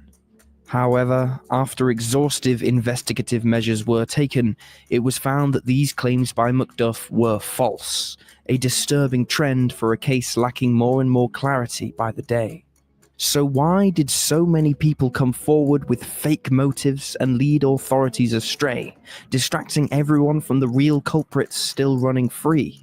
For some, like McDuff, it was perfect fodder to receive their twisted 15 minutes of fame. These instigators deserve absolutely no recognition and should not be named, as their falsifications take away from the serious matter at hand. For others, false confessions might have come from further malpractices taken by Austin police and case detectives, who had the previously mentioned history in pulling the trigger on coercion. If the 4 boys were manipulated into confessing for the case to be fast-tracked to the solved folder, it's not out of the realm of possibility that others were subjected to similar tactics. Again, it goes without saying these awful investigative patterns damaged the case, and the police who took them were criminals in their own right. So, while the police were wasting time putting figurative and even literal guns to the heads of innocent parties, what other theories were discussed among case followers and armchair sleuths? The craziest and most ill-advised theory was purported in court by the prosecutor's office after Pierce, Wellborn, Scott, and Springsteen were cleared by DNA evidence. They claimed that they still believed the 4 men were guilty, but that a mysterious 5th cohort was the donor of the DNA profile. This theory was nothing but a desperate attempt by APD and the district attorney to save face in an obviously bungled prosecution effort that shouldn't be considered further as anything but a coward's last attempt to frame 4 innocent men. Another string of theories discussed across the message boards and email chains revolved around possible serial killer suspects. After Kenneth McDuff was ruled out, sleuths started pointing out other murderers with similar MOs. The most frequently mentioned was Paul Dennis Reed, also known as the fast food killer, convicted of 7 murders over a string of 3 fast food chain robberies from February to April of 1997. Reed killed his victims in a similar fashion to the yogurt shop murderer, bringing them to the building's storeroom, binding them at the wrists, and shooting them in the head, execution style. While these slayings happened in Nashville, Tennessee, Reed had a criminal history in Texas dating all the way back to 1983, getting out of prison for an armed robbery charge in 1990. However, because Reed was eventually apprehended, his DNA records would have been entered into a criminal database and subsequently ruled out as a match to the yogurt shop murders. Reed also operated alone and dealt with mental disabilities according to his family, going against yogurt shop crime scene evidence that there were multiple offenders who were likely skilled criminals, operating with precision. These data points also most likely rule out involvement of the gunman in the Lane Bryant shooting mystery that took place on February 22, 2008. Despite the vast amount of time between the Lane Bryant case and the yogurt shop case, it's hard for people to ignore the similarities in crime scenes. The Lane Bryant shootings also involved all female victims who were executed via gunshots to the head after being trapped in the back of their store. Ultimately, there was one victim who survived and told police that the gunman was working alone. And for a case that took place in Illinois, 1,000 miles away and 17 years apart from the yogurt shop case, a link between the two is highly improbable. Of all the theories put forth by the community surrounding the case, there is one hypothesis that stands out from the rest, an idea about who the killers might be built from a couple of eyewitness testimonies gathered by the consumers at the I Can't Believe It's yogurt shop the night of the massacre. These statements place 2 unidentified men sitting at a booth after 10 p.m., coming across as odd and emitting a peculiar aura. The first man was described as white, standing at around 5 feet 6 inches, in his late 20s or early 30s, sporting dirty blonde hair and a large black jacket. The second figure was described as much bigger, a 6-foot white male of average build, with darker hair and an elongated, pointy nose, sporting a green military fatigue-type jacket. He spoke with a deep, yet crystal-clear voice. The first customer to speak out against the 2 men was Darrell Croft, who testified for defense lawyers in Michael Scott's criminal trial in 2002. Croft, a former police officer and security manager in 1991, had visited the Austin yogurt shop at just about 10 p.m. on December 6th with two friends. He recollected how, when he went to go stand in line, a man wearing a green military fatigue jacket matching the description of the second man was loitering, asking other customers to go in front of him so he'd be at the back of the line. When he approached Croft, he actually asked him if he was a former cop and if he'd jump ahead of him in line. Croft denied his bizarre request and monitored the man as he made his way to the counter and ordered a soft drink. Once he paid for the beverage, the man then slinked around the counter and walked into the back of the store. Croft, growing more and more suspicious, asked Eliza Thomas, who was working the cash register, why the man was allowed back there. She informed Croft that the man had asked to use their restroom, and she gave him permission, acting as the shift supervisor. But Croft couldn't shake the strangeness of the incident and waited around the front counter for a few minutes longer than normal, waiting to see if the man in the green jacket returned. When he failed to show up, Croft left the store with his friends, but reported the description of the man to the police a few days after the murders were reported on. For reasons unknown, a police sketch of the man in the military jacket was never procured, and Croft failed to pick a recognizable face out of a couple of suspect lineups in the aftermath. Lineups that included the 4 innocent boys. The other major testimony regarding the two men was pulled from old police statements by the Austin Chronicle for a story published by reporter Jordan Smith in December of 2011. These statements came from a female customer who told police she and her husband were two of the last customers at the yogurt shop just before closing at 11 p.m. on the night of December 6th. They reported seeing the same two jacketed men sitting in a booth, acting in a way that made the woman's skin crawl. She watched them in the reflection of the shop's front window as the girls began to close up the shop by refilling napkin holders, cleaning floors, and flipping chairs on top of tables. Even as the couple left, the two men remained in their seats, acting as if they weren't going anywhere soon, as Jennifer Harbison locked the door and flipped the sign to read closed, as to dissuade any new customers from entering. The girls inside acted normally, but according to the couple, the men did not. It's hard not to find these shared experiences rather intriguing. These two men have not been named or cleared by authorities. For all we know, they were never tracked down by police, nor interviewed. Law enforcement has stated that they are interested in speaking to the two men, but as witnesses rather than suspects.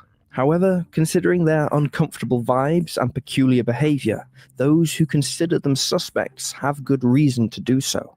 In one of the crime scene photographs taken the morning after the murders, you can see a booth in the background of the dining area that has an empty napkin dispenser and cleared tabletop.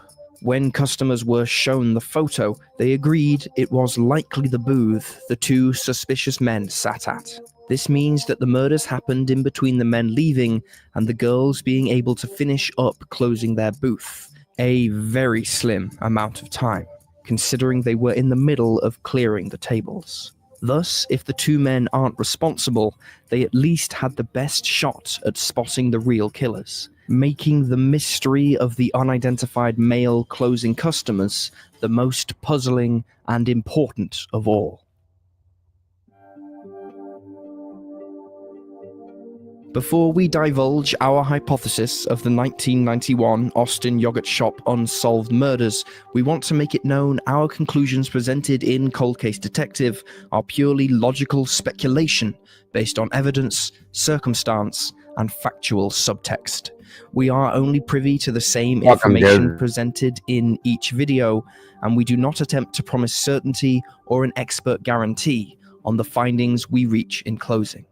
We simply observe, research, and report. For starters, we believe that these murders were indeed the actions of multiple assailants, or a killer with at least one other accomplice. The evidence hides in the simple fact it would be next to impossible for a single perpetrator to subdue all 4 girls by themselves, take them to the back storeroom, tie them up, and set the entire place on fire without causing a ruckus. There are two key pieces of data to support this.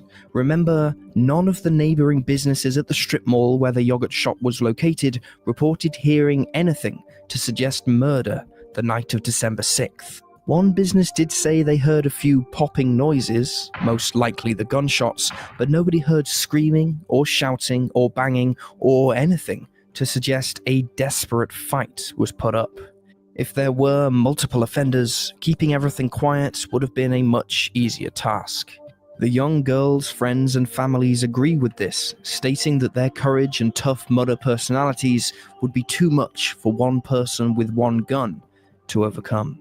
Secondly, we are confident that these murders were orchestrated by career criminals and likely sociopaths who were seeking to attack women, with the resources to do so without detection. These horrific crimes were not carried out by high school boys attempting to rob the neighborhood yogurt stand.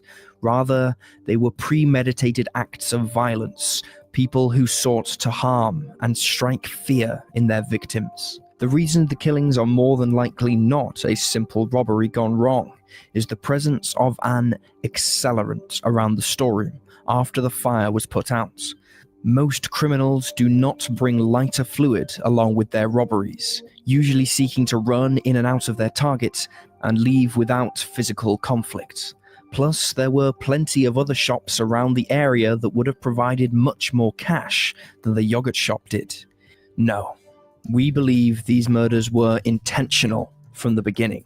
It is highly possible that the men who murdered the girls were watching one of them from afar, maybe even prior to December 6th. They could have made Amy and Sarah targets after spotting them at the mall without parental supervision, a popular spot for offenders to track unsuspecting women. While there is no evidence to suggest this, it cannot be ruled out when considering these killers were concise in how they acted, and the history of violence against young women in general. So, who could the killers be? While it is impossible to know for sure, we believe those two jacketed men previously mentioned are the most fitting suspects. They were acting suspiciously, bothersome to multiple customers, and were the only two of over 50 customers that evening that have yet to be accounted for. Not only that, but the story by Darrell Croft leaves us wondering if that tall man in the green jacket wasn't just going back to use the restroom, but rather scoping the shop for cameras, or worse, a place to commit a future assault. They were the last two people seen with the girls, and wearing clothes that could have concealed weapons.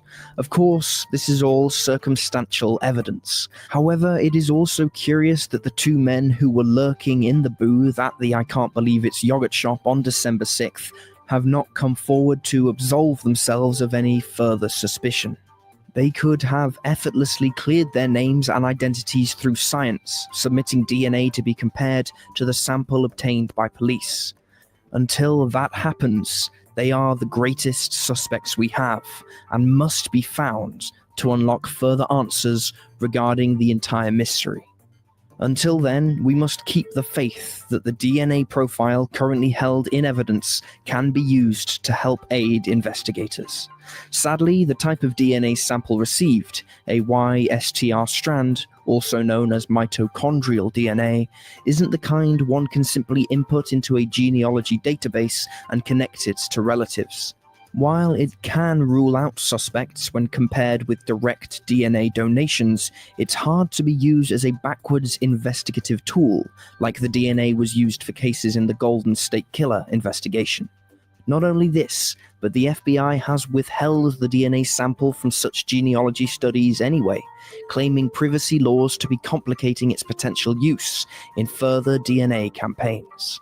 Still, we will hold out hope that a breakthrough is just around the corner. And in the meantime, we will celebrate the lives of Amy Ayers, Sarah Harbison, Jennifer Harbison, and Eliza Thomas. We will champion their unique personalities, shared passions, and their unparalleled drive to be nothing but unapologetically themselves. We will spread the hope and happiness and heartfelt courage those four girls emanated in their daily lives. never missing an opportunity to inspire those around them. We will remember their athletic feats, their unmatched equestrian skill sets, their farming expertise, and their community-driven spirits. We will remind the world that these were 4 young women full of promise, navigating their mid-Texas neighborhoods so that one day they could move out to new pastures and shape the world at large for the better. The tragic rape and murder at the I Can't Believe It's Yogurt shop on the night of December 6th, 1991 will not be the defining legacies of Amy, Sarah, Jennifer, and Eliza. Their legacies are defined by every positive and life-affirming moment before, defined by their love for both nature and humanity. This is a type of love that is not burned or broken, no matter the circumstances of their final moments. It is the reason their memory will never perish as we continue a search for their justice into the infinite night. This is Cold Case Detective.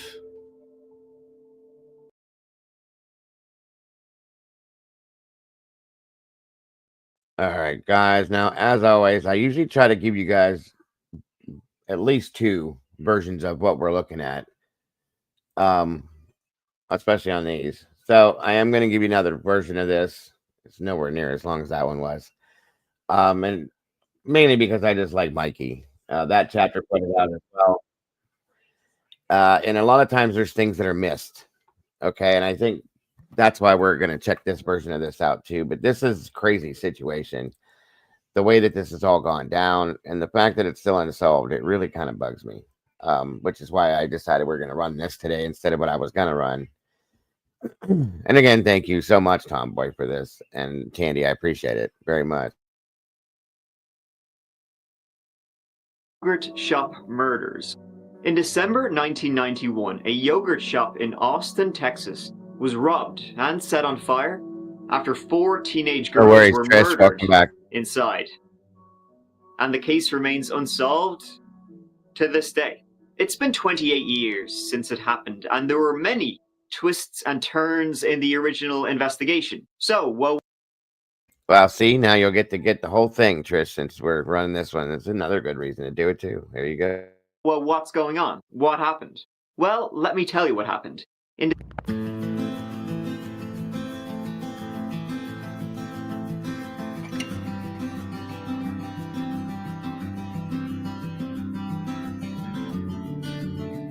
The date was December 6th, 1991. Baby Mike had just turned 1 year and 1 day old. Yeah, let's make this all about me. Shortly before midnight, a patrolling Austin police officer saw a fire coming from the I Can't Believe It's Yogurt shop, located in a strip mall in the 2900 block of West Anderson Lane, which is now a classy nail spa. Firefighters arrived on the scene, and, well, after the blaze was put out, a horrific crime scene was discovered. The lead detective would say, "For a long time, I shut out what I saw. Just wholesale carnage." We knew immediately that they were kids. Okay, at 11:47, one of our patrol officers called into dispatch, smoke coming out from I Can't Believe It's Yogurt. Fire department got here shortly thereafter.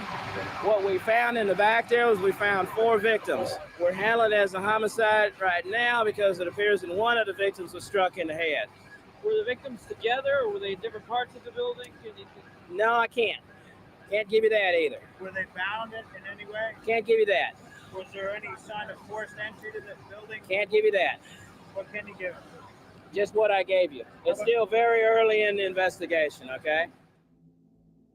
Inside, the bodies of 13-year-old Amy Lee Ayers, 17-year-old Eliza Hope Thomas, 17-year-old Jennifer Ann Harbison, and her 15-year-old sister, Sarah Louise Harbison.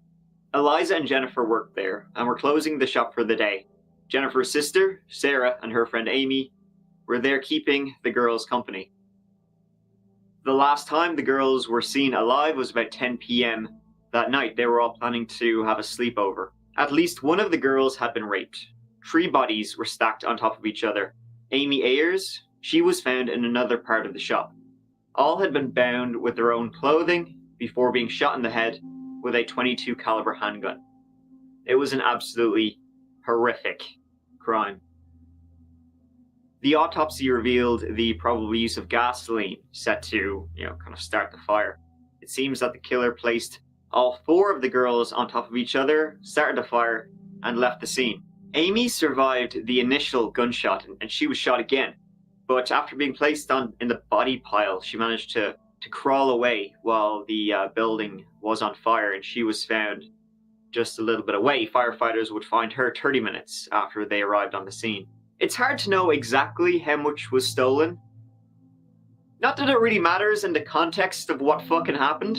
It's believed to be about $540 though, but I'm not sure if that really matters. You see, at 11:03 p.m., 3 minutes after Eliza and Jennifer closed up the shop, the cash register rang a no sale tag, or whatever you call it.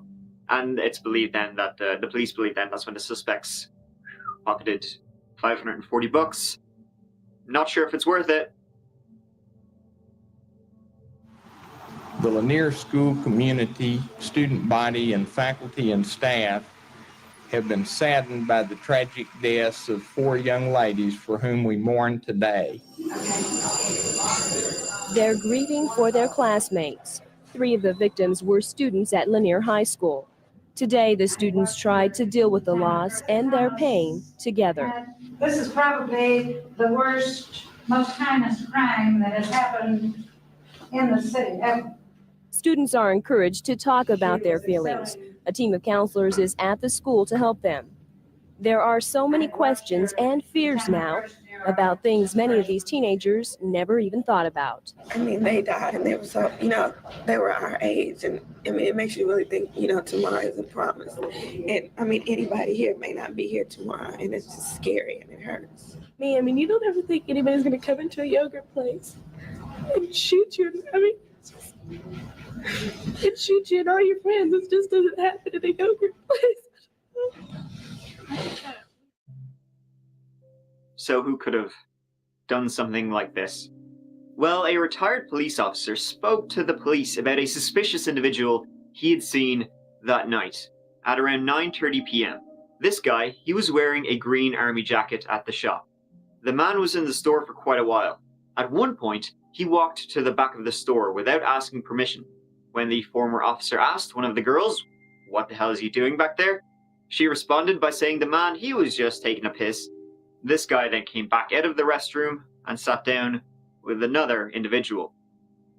Apparently he also bought a Sprite at one point, which is kind of the thing you'd buy if you were afraid you'd get kicked out and you're like, shit, I need to buy something. Just give me a Sprite. Yeah, was that a buck? Yeah. An excuse to stay there. After everyone cleared out of the store, these 2 individuals stayed behind until at least 10:47 p.m., perhaps even staying after the door had been locked. Then Jennifer and Eliza closed the store at 11 p.m. and then the no sale tag was rung up at 11:03 p.m. So possibly those guys, they stayed behind, were able to kind of forcefully stay inside the store, and then what happened. Those 2 guys, they've never been identified. Everybody else in the store has been, except those 2 people. And the door to the I can't believe it's not yogurt shop was still locked when firefighters arrived, though they could have just gotten in the back door. So the investigation, well, obviously it was huge. Detectives quickly became overwhelmed with the amount of information they were getting. At one point, they had 342 suspects, which is quite a few.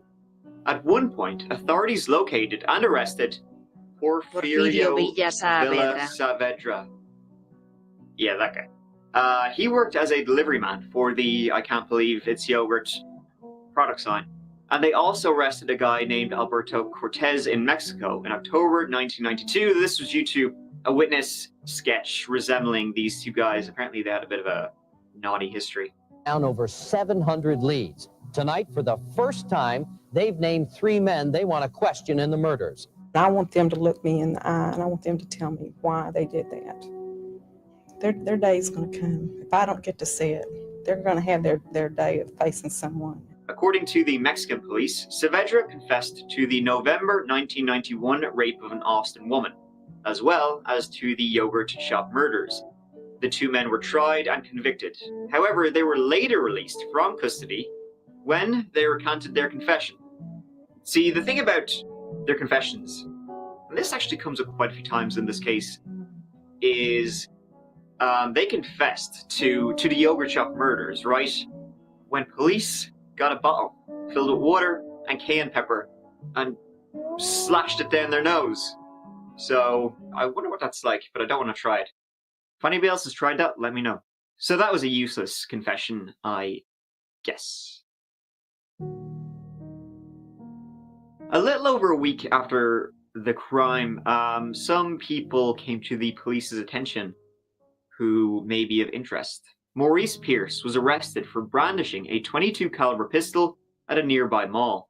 Maurice told cops he and three buddies, Robert Springsteen, Michael Scott, and Forrest Wellborn, all teenagers, stole a car and went on a joyride the day after the murders. The ballistics tests, however, they were inconclusive. They couldn't connect Maurice Pierce's gun to the killings, even though it was the same caliber. The search continued, with $25,000 reward being offered. 6 months later, it was increased to $100,000. Give us the information that will lead to the arrest and conviction of the person that murdered these girls, and we will give you $100,000 for that information.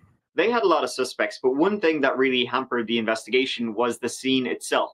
Due to the extreme heat and then the water from the fire hose, it kind of made the crime scene useless. It was extremely contaminated. They wouldn't really get much out of it. But get this, a serial killer did confess to the crime. Kenneth McDuff, who murdered just a shit ton of people, confessed to it on the day of his execution in 1998. He was in the area all right at the time, and it's kind of the sick shit he would have done, but he was ruled out.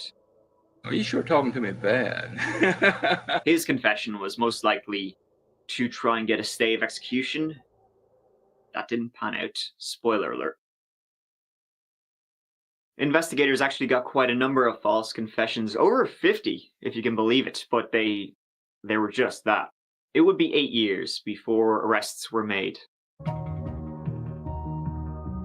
Early this morning, the Austin Police Department, with assistance from other law enforcement agencies, served 4 arrest warrants charging 4 individuals with capital murder. In 1999, well, wouldn't you know it, the gruesome foursome, Maurice Pierce, Robert Springsteen, Michael Scott, and Forrest Wellborn were arrested.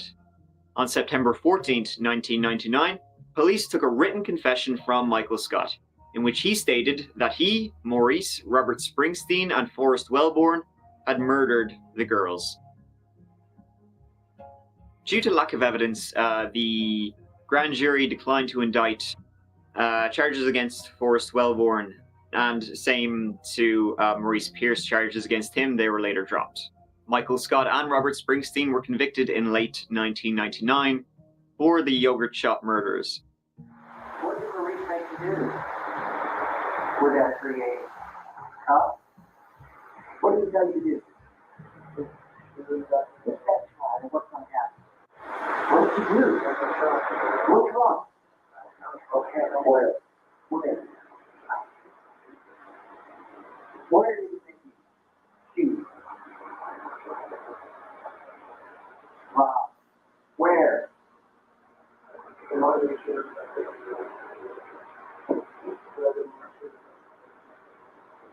Let's go down. You already fill up, but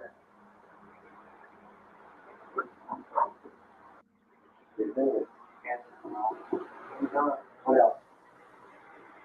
What else? Yeah, you're there. Absolutely. You are there.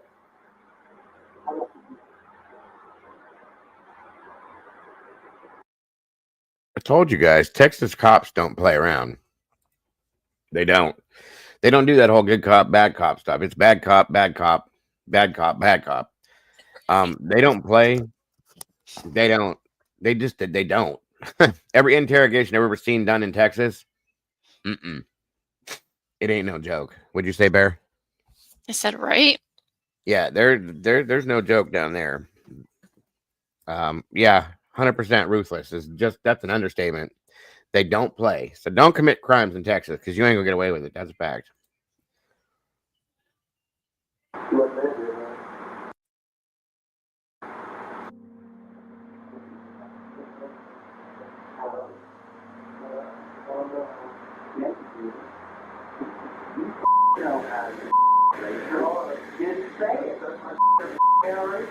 You want the truth, and you know what the truth is.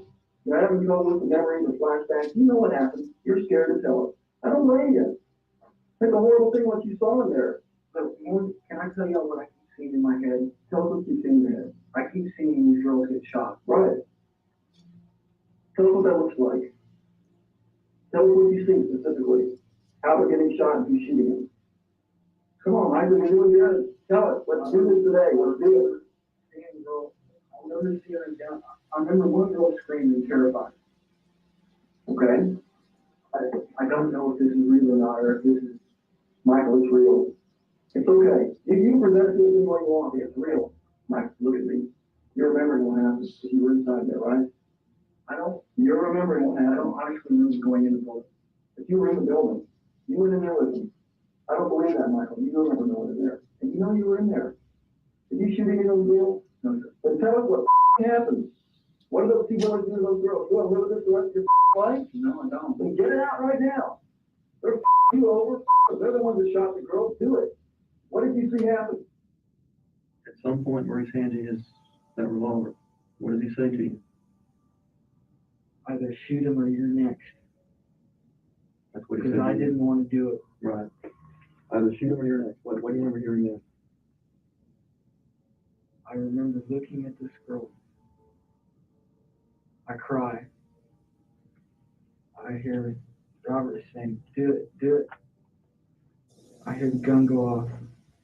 I only pulled the trigger once.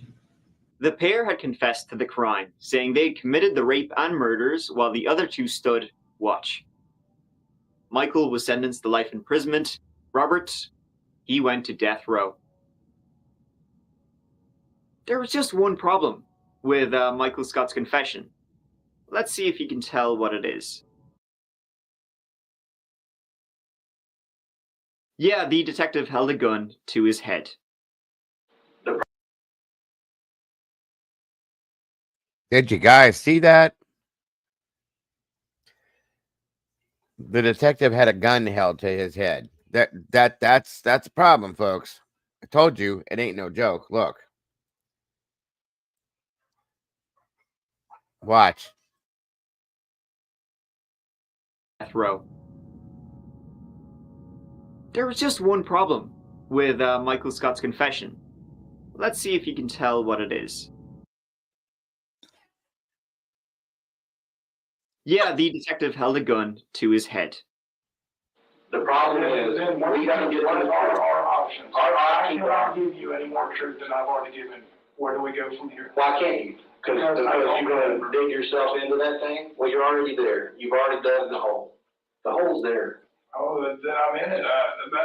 I don't know. That's what I keep telling you guys. I mean, my God, this was 7 years ago. But this is one of the most significant things that ever happened in your life. That's what I keep trying to explain to you. If I was there and I partook in this, I would remember these things. And you do remember these things. No, I don't. No, I do not. You're the coldest guy I've ever talked to in my life. Are you a cold-blooded murderer? No, sir, I'm not. I think you are. I think Maurice is absolutely true about you. Well, then you're the coldest guy I've ever talked to. Pardon me? Then let's take whatever actions we need to take. If that's what you believe and that's where you think this case needs to go, then let's go there. We don't want to go there. But I'm doing everything I can and have exceeded my limits of helping you guys. Where do we go now?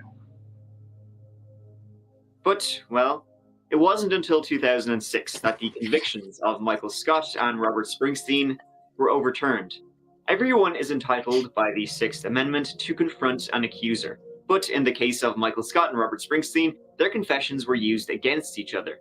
But they were never allowed to cross-examine each other at trial, and so their constitutional rights were violated. DNA would later rule out Springsteen, the other Springsteen. And the state would appeal the ruling that, well, they were kind of innocent. But because of this, they wouldn't be released until 2009, 10 years after they had been imprisoned. It's a new development this morning in one of Austin's most notorious unsolved murders, the 1991 yogurt shop murders. Now, the attorney for the man, once convicted and sentenced to death for the killing of the 4 teenage girls, is expected to be back in court this week. It's Robert Springsteen. He was one of 4 suspects in the case. He's now seeking a judge to declare he is innocent in the case. A ruling in his favor would make Springsteen eligible for at least $700,000 for the time he served in prison. His attorney is expected to make his case this Wednesday before the 3rd Court of Appeals here in Austin. Springsteen was convicted in 2001, but it was later overturned after DNA evidence. But Travis County prosecutors say he remains a suspect, and he could be retried for the murders. That's if investigators find even more evidence. Now, out of the 4 suspects arrested in this case, only 2 were convicted, Springsteen and Michael Scott. Both of their convictions overturned years later. We'll keep you posted about the new development that we find out in this case. Funnily enough, well, not really, but in 2010, one of those lads, not the ones who went to prison, Maurice Pierce, who was arrested, he died in a traffic stop gone wrong in Austin. 2 officers pulled him over, and after he did a legger, one of the cops caught up with him. In the struggle, Maurice pulled a knife and stabbed the officer in the neck. The officer then went up to him, pulled a gun, and killed him. Give me something for his neck. Lay down. Get him down. Let me. You should help. You should be stabbing a knife. You saw my knife. You shot him in the stomach. Yeah. The officer survived. Can't say the same for Maurice. And that's kind of to date. The Austin yogurt shop murders are obviously a cold case, but it is still a case. So this, when we walk in, we see the girls' pictures, we see the images of the yogurt shop and the scene. It's a reminder at the beginning of our day, at the end of the day, of what we're here working on. We're working with the Travis County District Attorney's Office on a regular basis, moving forward on this case, and conferring with and meeting with members of the scientific community that are schooled in DNA, that understand the current technology that's available, the current tests that are available, how we could try and identify this sample that you're speaking of. The issue that we run into now is that the sample that we have is not of a quality that we are able to utilize those technologies today. It's our hope that the technology will catch up and be able to process the evidence that we have in this case, or that we'll find a new piece of evidence that may come forward from someone. The good thing is, I think there's people out there that could help us. I think, we are still interviewing people. We still get tips on this case. And I think that's a good, important thing to remember, that, with a case like this, we believe there's someone out there who could know something that could be helpful and could be helpful for this investigation. One of the detectives who was involved in the case says that he believes Scott and Springsteen were involved somehow in what happened on December 6th, 1991. He says this because they have both said things that were never released to the public. They know something that no one else knows. And the 2 guys who were in the shop till closing time, most likely the last people to see those 4 girls alive, remain unidentified. And in 2009, DNA found on one of the girls was that of an unidentified man. So whoever did this, people who did this, they're still out there. Thank you so much for watching. I really appreciate it. If you'd like to watch some more of my videos, please work away, and I will see you, as always, real soon in the next video. Thanks again for watching. Take care of yourselves. Mike out.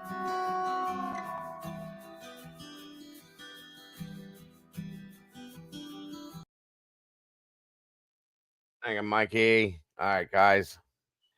Go over and check out that chapter if you have not yet done it yet, guys. He puts out some really great stuff for those of you that haven't seen it. He really does. I like to look at, we use a lot of his stuff because of that. He does a great job. So there's the Austin, Texas yogurt shop murders, folks.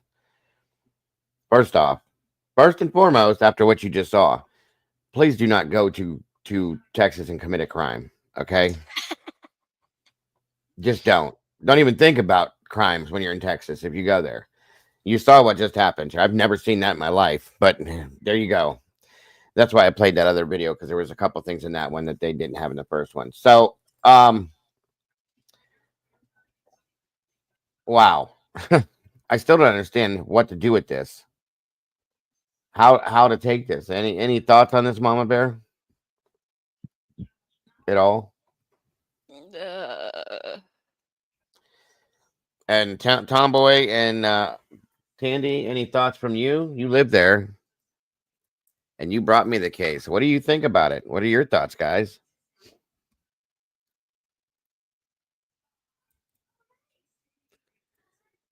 Anybody? Not all at one time. Oh no, I wasn't talking to you. I know what you're doing, but it's interesting. Like I said, I was up till 4 going through this and looking at it, and I was trying to process it myself this morning, and it's like, wow, this is wild. How did that happen that way, and how did this happen that way? Yeah. We welcome everyone. No, we'll stay here. Jesus, I'd be afraid to get a speeding ticket and I'd get my leg amputated or something. Shit. Well, Crazy. at least, that would be better than coming here and getting life in prison for nothing. Yeah. I know. Well, you're killing me. Better keep this tape on ice so it doesn't go bad. Yeah, I know. I'm still at a loss how they went about the whole confession blame game. I know that's what's got me the most too. I just And that was a trip. And to see the cop standing there with the gun on the kid's head, like, are you fucking serious? Wow. You want your case covered, don't you, sir? Apparently. And Anybody's like gonna SRB confess. said, that would scare me enough to give a false confession. I would have confessed to the Lindbergh baby if you did that to me. So, Right. Come on now. Is Tomboy still in here? Or did she sneak out? I think she sneaked out because I haven't seen her for a minute. Yeah, she sneaked out. You bring me this case, you take my sleep away, and then you leave me here with it. Shame on you. Mm-hmm.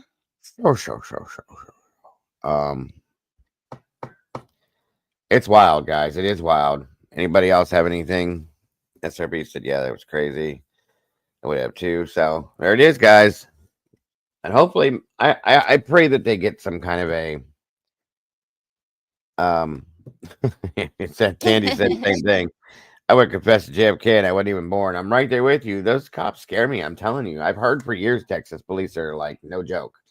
The Texas Rangers are enough money to play with. None of them. They just don't play. So it is what it is. She's busy organizing stuff. That's all good. All right. Well, we got some time left since that was. I didn't know how long that was going to roll out that way. So let's check this out. Mom Bear just sent me this and said, this is scary. And I'm like, yeah, I think so. Look around. There are a couple other things while we're in here still. Yeah, I hope someday they get an answer to that DNA too. Oh, absolutely. Yes. Absolutely. Charged with sex crimes after luring a woman to a back room of a store. Investigators say he was pretending to be an employee. Atchison police say it happened at the Walmart off U.S. Highway 73. That's where Fox 4's Reagan Porter joins us live tonight. Reagan, police arrested the man Sunday. Atchison police tell me this is where the sexual assault happened more than a week ago. But then on Sunday, they say the suspect returned, and that's when the 42-year-old was arrested. This is Justin Metz. He's charged with kidnapping, rape, and aggravated sexual battery. Atchison police say on March 9th, a 32-year-old woman was leaving this Walmart off US 73. That's when investigators believe Metz approached her, saying he was an asset protection officer with Walmart.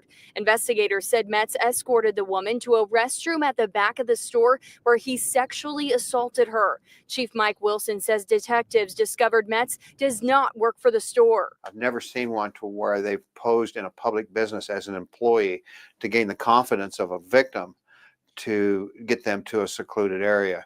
It's a very serious crime. Detectives pulled surveillance photos and showed employees a photo of the attacker. Wilson says 1 week later he returned and investigators took Metz into custody. Wilson says right now they're only aware of one victim, but investigators are looking into if he was involved in similar crimes at other area Walmart stores. We're working with Walmart security who can help us with other Walmart stores as far if they've had any incidents, whether they've had him show up on surveillance. While the crimes happened in Atchison, Wilson says Metz lives in Leavenworth. He seems like a popular guy in Leavenworth. Sarah Doyle owns Pioneer Nutrition, which is about a block away from Leavenworth Station Brew House. She believes Metz is one of the owners. Fox 4 went to their Facebook page, which has since been taken down.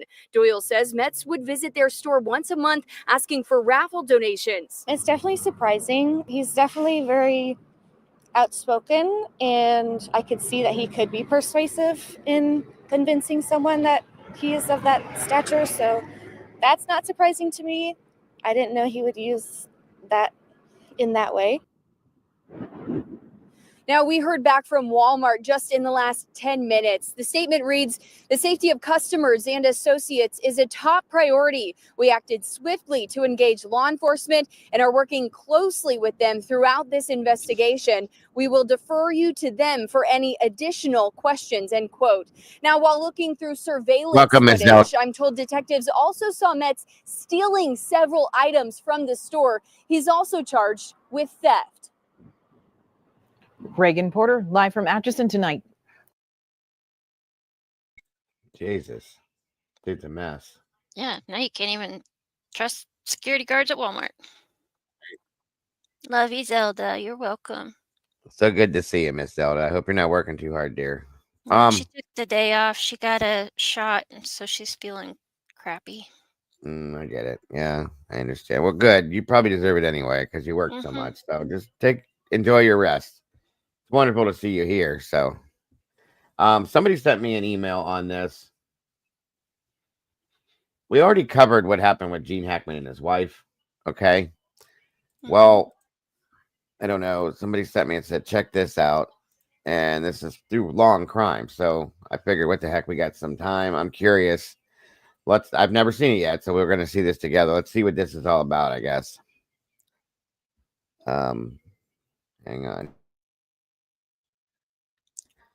Alicia said, public service announcement. Walmart security is not supposed to approach you. So if someone does and tries to take you somewhere else, you tell them to call LE and wait for them. Yeah, I knew that info to too. know. Yes, I wouldn't have known absolutely. that.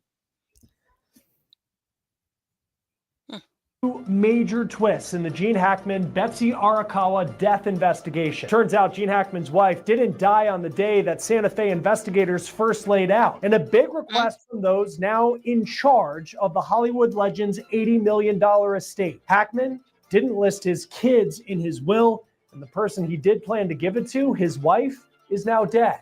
We're on the case presented by Law and Crime. I'm Chris Stewart.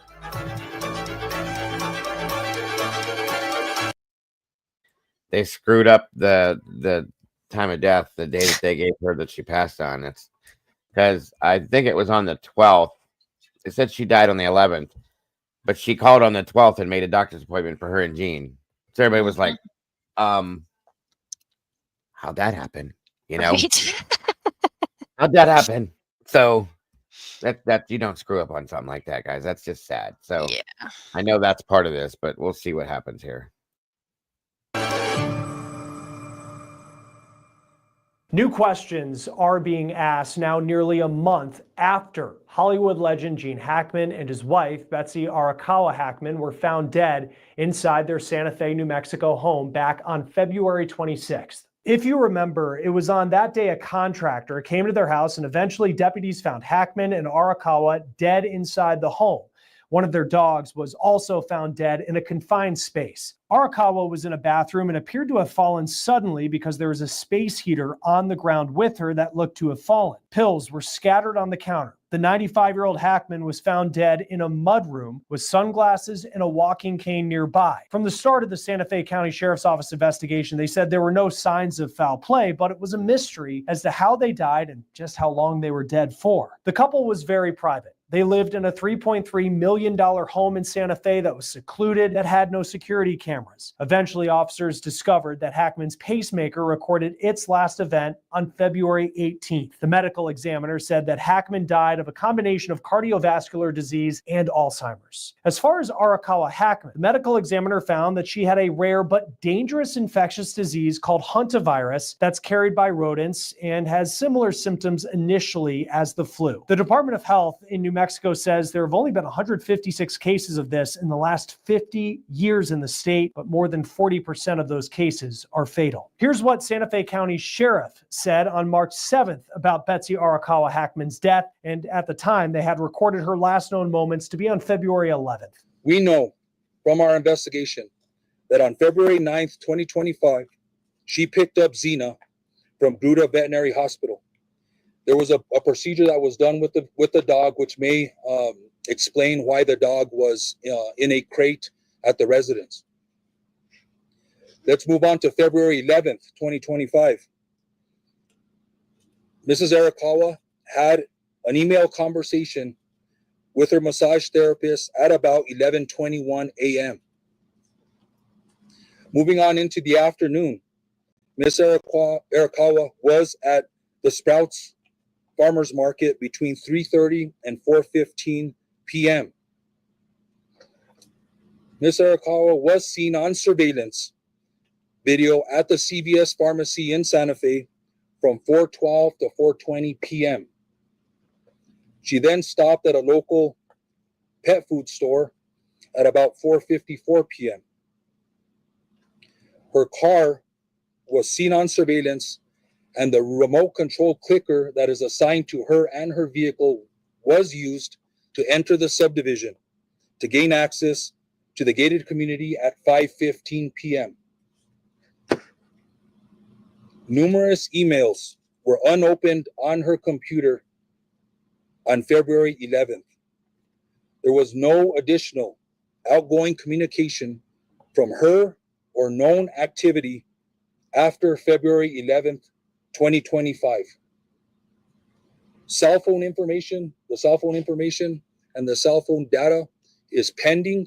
We're working with state police to get the information from those phones. Turns out the phone data that came back shows that she actually died the next day, a day later than police originally reported. It showed that Arakawa Hackman made multiple phone calls to a local health clinic on the 12th, seeking care for the disease that would kill her later that day, according to deputies. The BBC spoke with the head of Cloudberry Health, who said that Arakawa talked of congestion, but didn't mention breathing issues or chest pain. Arakawa had scheduled an appointment for the 12th, but she canceled on the 10th, saying that she needed to care for her husband, Gene Hackman. This means that Gene Hackman still spent days inside that house with his wife's dead body in the bathroom. The medical examiner did say, health-wise, Hackman was in rough shape after she examined his body. As for the dog, according to this report, it didn't die of an infection like Arakawa did, but a lack of food and water. The dog recently had a procedure and was being confined to a carrier. The couple had two other dogs that were found alive on the property, and they've both been reportedly taken to a local shelter for care. Now there are questions about what will happen to Gene Hackman's estate, one that's been built up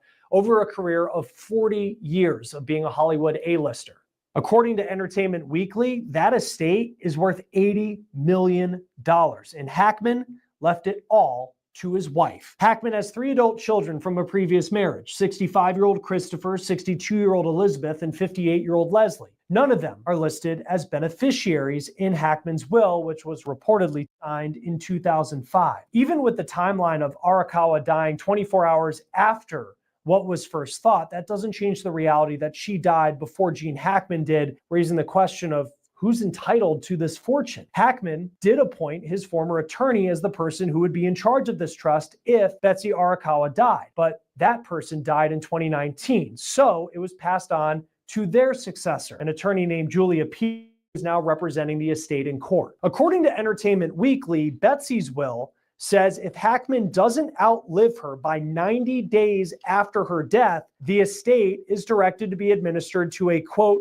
charitable trust to achieve purposes beneficial to the community, consistent with the charitable preferences and interests expressed or indicated by my spouse and me during our lifetimes. The attorney representing the trust did file documents in court listing Hackman's adult children as heirs to the trust. Now, we know that Hackman's children were not in touch with their dad regularly in his final days, as he is believed to have been dead for a week until a contractor found him and Betsy in the home. In a statement to People, his two daughters, Leslie and Elizabeth, and his granddaughter Annie said, quote, "It is with great sadness that we announce the passing of our father, Gene Hackman, and his wife, Betsy. He was loved and admired by millions around the world for his brilliant acting career, but to us, he was always just dad and grandpa. We will miss him sorely, and we are devastated by the loss." In an interview with the Daily Mail, Hackman's daughter Leslie said that she and her dad were close, but she hadn't spoken with him for a couple of months. Hackman's son Christopher, who is now in his 60s, hasn't spoken to the press since his father's death, but TMZ is reporting he did hire a prominent California trust and estate attorney. There are also questions about whether the public will see what deputies saw on that day that they discovered Gene Hackman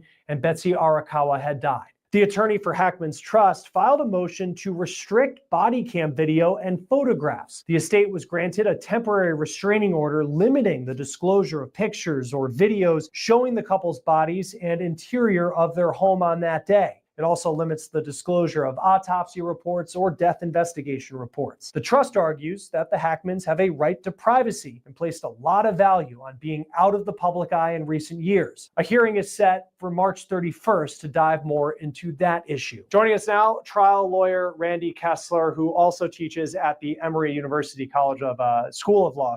Thanks for taking the time to be with us as always here on Law and Crime. This is a fascinating development. I want to first start with this trust. $80 million is up for grabs. What does it tell you that the kids of Gene Hackman were not mentioned in this will, and he wanted to give everything to his wife, Betsy Arakawa Hackman? You know, it seems like we're seeing that more and more, and we hear about these, multi-billionaires that say, I'm not giving it all to my kids. I'm going to do good with it for the world. But what's interesting is that it wasn't in some charity already. It wasn't already given to, some major cancer research institute. And if he wanted his kids to get money at his age, he could have been giving them money by now. It's interesting. That's a lot of the personality and the family dynamics that we're, I guess, going to learn a lot about when the kids start to try to get a piece of that $80 million. And I'm sure they're going to, and it's going to be a knockdown, drag out, given all the complexities, right? He was trying to give it to her, but you can't give it to somebody who predeceases you. And so then does it go into a trust or, I would not want to be that probate judge. No, it seems complicated because even though this will was signed reportedly back in 2005, I mean, in your experience, I just imagine it's a pretty airtight type of document that can be difficult to fight if you wanted to change something after the fact, after somebody dies. You would hope so. And right, that's why wills are the hardest things to change, because there's no one there to say, is this what you really meant? There's no cross-examination of the person saying, were you drunk when you signed it? That's why there's a lot of formality and a lot of witnesses and a lot of formality. And it takes a lot of formality to change a will. We hear about the term codicil. Someone doesn't want to do a new will, they add something to it. We call that a codicil. There's a lot of formality with that. You can't just say, hey, I want to write a letter to my lawyer that says, by the way, add another 20% for my oldest kid because I like him more. There's got to be a lot of formality to change a will. So when you sign your will, unless you go back and change it with the same formality that you signed it, it's going to stick in most cases. And I can't imagine that he had a lawyer that wasn't competent. The amount of money he had, I'm sure he had a decent lawyer to get a good will that's going to be enforceable. I don't know what and I think many people don't know what truly the relationship was between Gene Hackman and his 3 adult children. 2 of his daughters did release a nice statement saying that they cared about him after they found out that he passed, but did say that they hadn't spoken in a couple of months.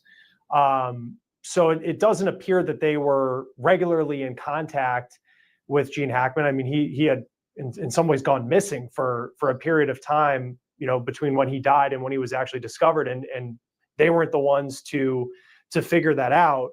With that said, does the relationship between the person who died and then children who by blood are very close? He was close to the one daughter, not so much to the other, and was definitely not close to the son that is actually getting an attorney to go after the money because, well, maybe you should have been a good child to your parent. The kids weren't her kids. They were from No, a they were from the previous. first marriage, right? Okay. And were So any of the kids hers? Did no, she have? She no, didn't have any kids. she had no children. It was just Okay. his first wife. So because you don't like the fact that daddy married somebody else and that it's not mommy, Ah. oh well, sorry, son.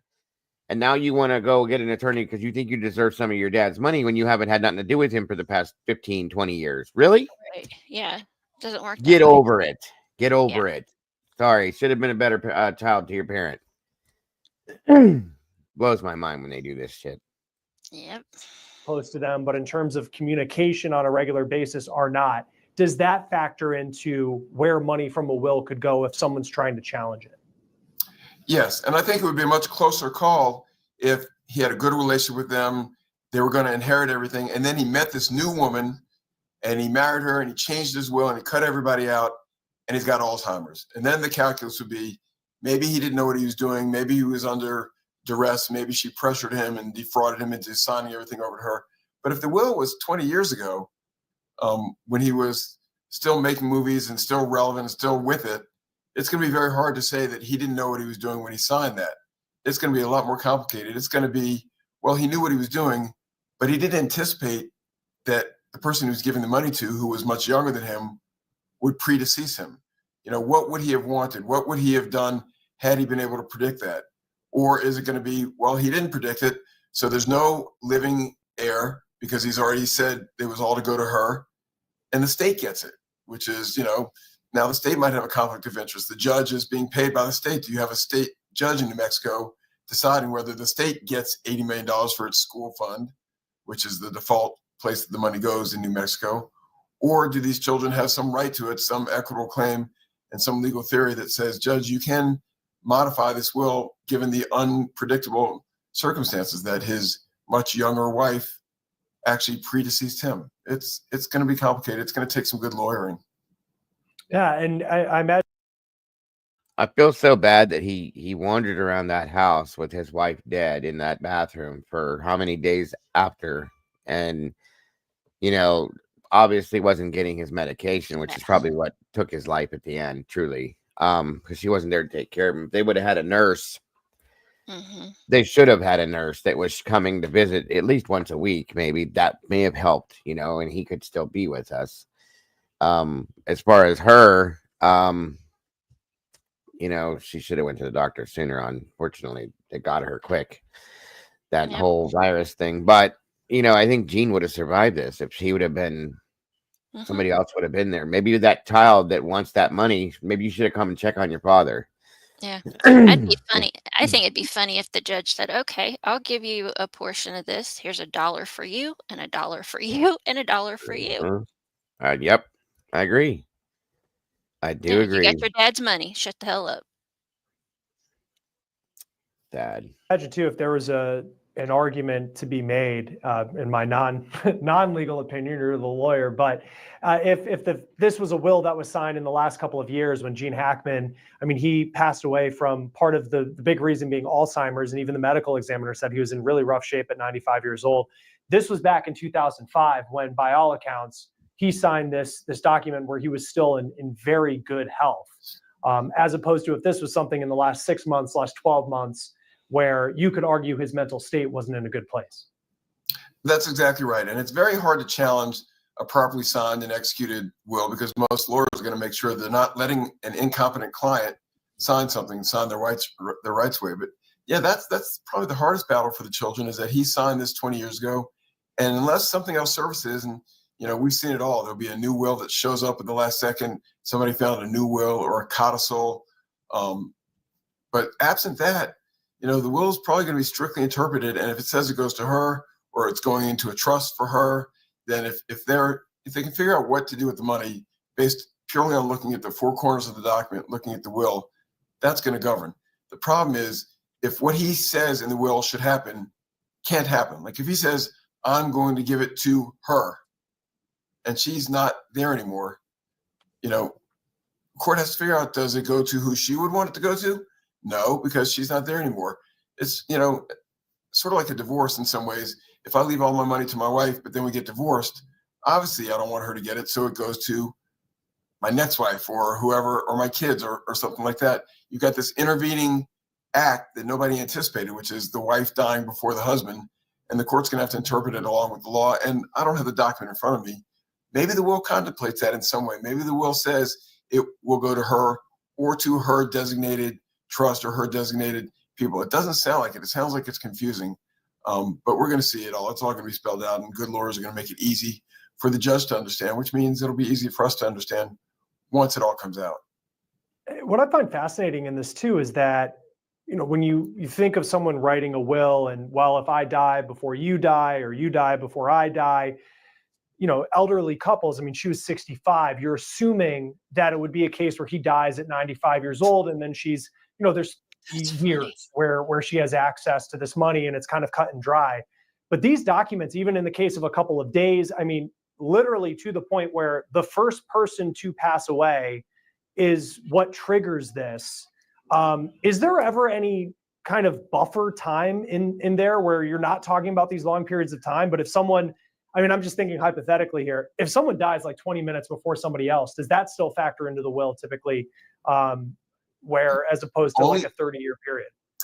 Chris, only if you're clever enough as a lawyer to write that into the will. I mean, that comes up a lot in a car accident. Imagine the Scientology and the DNA, if the car was struck on the driver's side, did the driver pass before the passenger? And in that case, then the passenger inherited from the driver, and then the passenger's will controls. There are ways you can do it in a will, and you can say, if they die simultaneously, here's what's going to happen. If it's within a few minutes and it's hard to determine who died first, then here's what we decide. But that's usually two people that jointly own the wealth, and they're both trying to figure out where it goes. It doesn't sound like that's in this will. I think we would have heard that. It sounds like she predeceased him, and so who does the money go to if the person he designated is no longer alive? You can't give money to a dead person. No. And I mean, I think and this is $80 million, very unique circumstances in how they passed away. Have you ever seen in kind of just working in the legal profession and with celebrities when they pass away, some of these will issues? How does this compare to some of the others that you've seen? Well, the one that jumps to mind was the Prince, right? Prince didn't have any, he wasn't married, and the children were a different issue for him. So he apparently didn't get a will. And so it brought this to light, the Anna Nicole Smith situation. All these are just good lessons for the average person and the non-average person. Get a will, or at least talk to a lawyer and figure out what happens, if and when you die, and a lot of us still use that term, if I die, newsflash, right? Everyone's going to go sometime. It's going to happen. Why are we so afraid to think about it and plan for it and prepare for it? Talk to a lawyer, figure out what should happen, and think about worst case scenario. If I die before you, if you die before me, if I die before you and our child has special needs, there's so many variables, but the more you can do for your loved ones, it saves this kind of aggravation, this kind of fight. And it also cuts us lawyers out of a lot of money if you can figure out what to do with the money once you're gone. As far another part of this story that's been an interesting development is when she died. Now, it doesn't change the fact that she likely went before he did. It was about 24 hours compared to the initial timeline that law enforcement gave. How common is it to see something like that where the cell phone records come back and surprise, surprise, she didn't die on the 11th, she died on the 12th because she was making phone calls that day? It's not that common because usually when people are married, their wills are mirror wills, right? If I die first, the money goes to you. If you die first, the money goes to me. And if we both die, it goes to our kids. And by the way, when your money goes to me and then I die, it goes to our kids. And if my money goes to you when I die and you die next, then the money goes to the kids. So usually you're all on the same page. This is rare because it's one side's extremely wealthy. And, the flip side, and what makes this case fascinating, is it's not the typical that you read about in the tabloids. Oh, he was 95 years old and he met a 20-year-old who we know just wanted him for his money and that was it. And she married him, made him change his will. And now the kids are upset because she deceived him and defrauded him. We don't have any of that. By all, accounts, this was a legitimate, solid relationship, and they cared about each other. So it's going to be hard to attack what he put in the will. But if the will doesn't leave it out, doesn't say, here's what happens to the money if the person I'm leaving to is gone, then it's going to be between the children and the school fund of New Mexico to see who gets the money. And that could be a bitter fight. Yeah, that would be a bitter fight. We know reportedly it's from TMZ, but the eldest son or the only son of Gene Hackman, who's a full grown now, has hired an estate attorney. So theoretically, he's gearing up for potentially a fight Well, to they try and should. get at least some of that. I mean, you're talking about $80 million. It's a lot of money.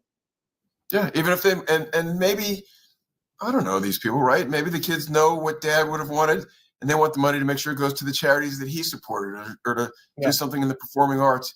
You know, who knows? But they should at least get a lawyer and know their rights. When there's that much money involved, there's so much good you can do with that. And you know, what would dad have wanted to do? And we don't know the children's needs, and do they have significant financial hardships, or do they not? There are a lot of variables, but I would at least talk to a lawyer and say, is there a chance that the money's coming to me from me and my children and my family, or what's going to happen to it if I don't get it? You know, to learn that it's going to go to the school fund for the state of New Mexico, and maybe that's fine with everybody.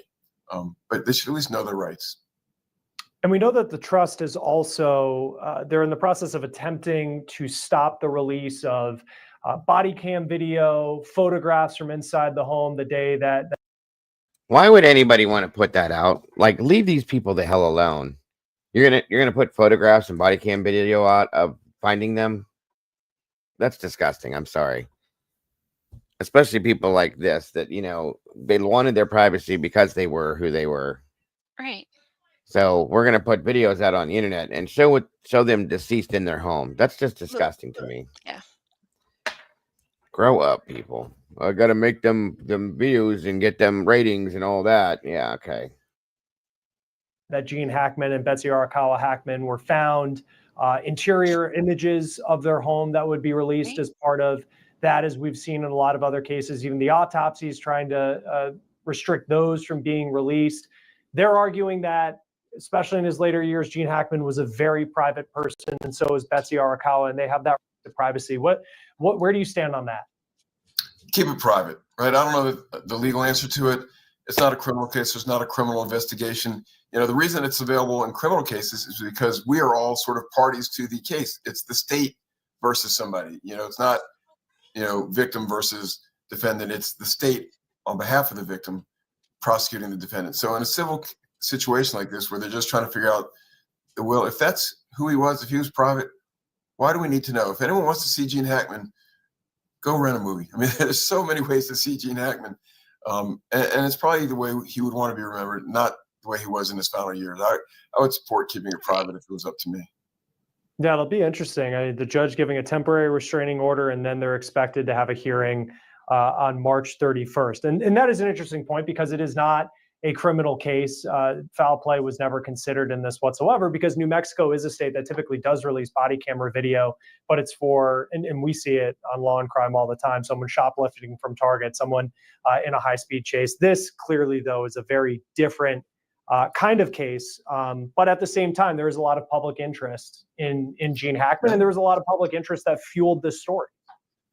And in lawsuits, and it may you know, depend on whether it's a litigated lawsuit. You guys have to file sometimes motions to get courtroom cameras or get access to what's going on in a courtroom. The public has a right to know how our system works and what's going on in the judicial system.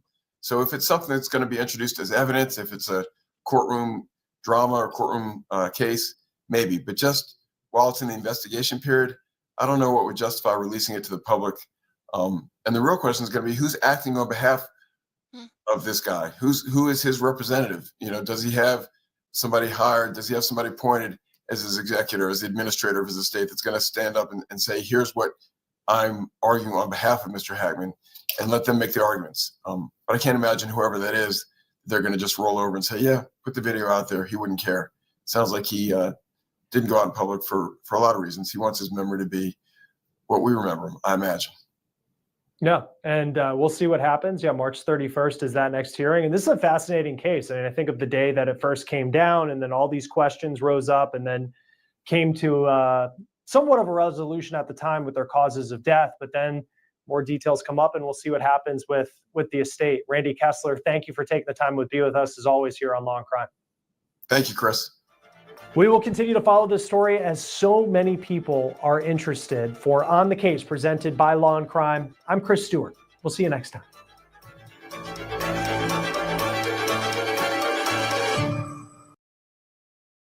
there's no reason to really follow this anymore. I was just curious what these new twists were they were saying, and now knowing that it was that they had her time of death wrong. So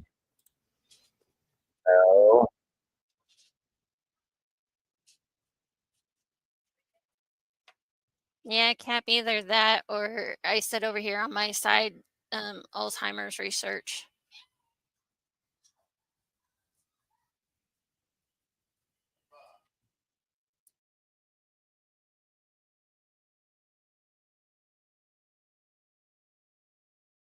I did have an update, you guys, it just came out today that I would love to share with you guys because I've been following this case so closely since it's not a cold case, but this is still kind of important to me. So the Mickey Steins, Kevin Mullins situation, there's an update through Court TV with my boy Vinny.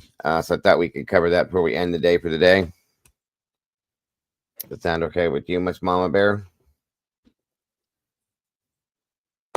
Do what? Sorry, I had kids talking to me. There's an update with that Vinny's put out with Mickey Steins and Kevin Mullins. So I just figured we could close out the day with that. Sure. Okay. Sounds good. Good stuff. Yeah, this case has always driven me nuts from the beginning. I'm kind of obsessed with this one, so let's see what Vinny's got to say.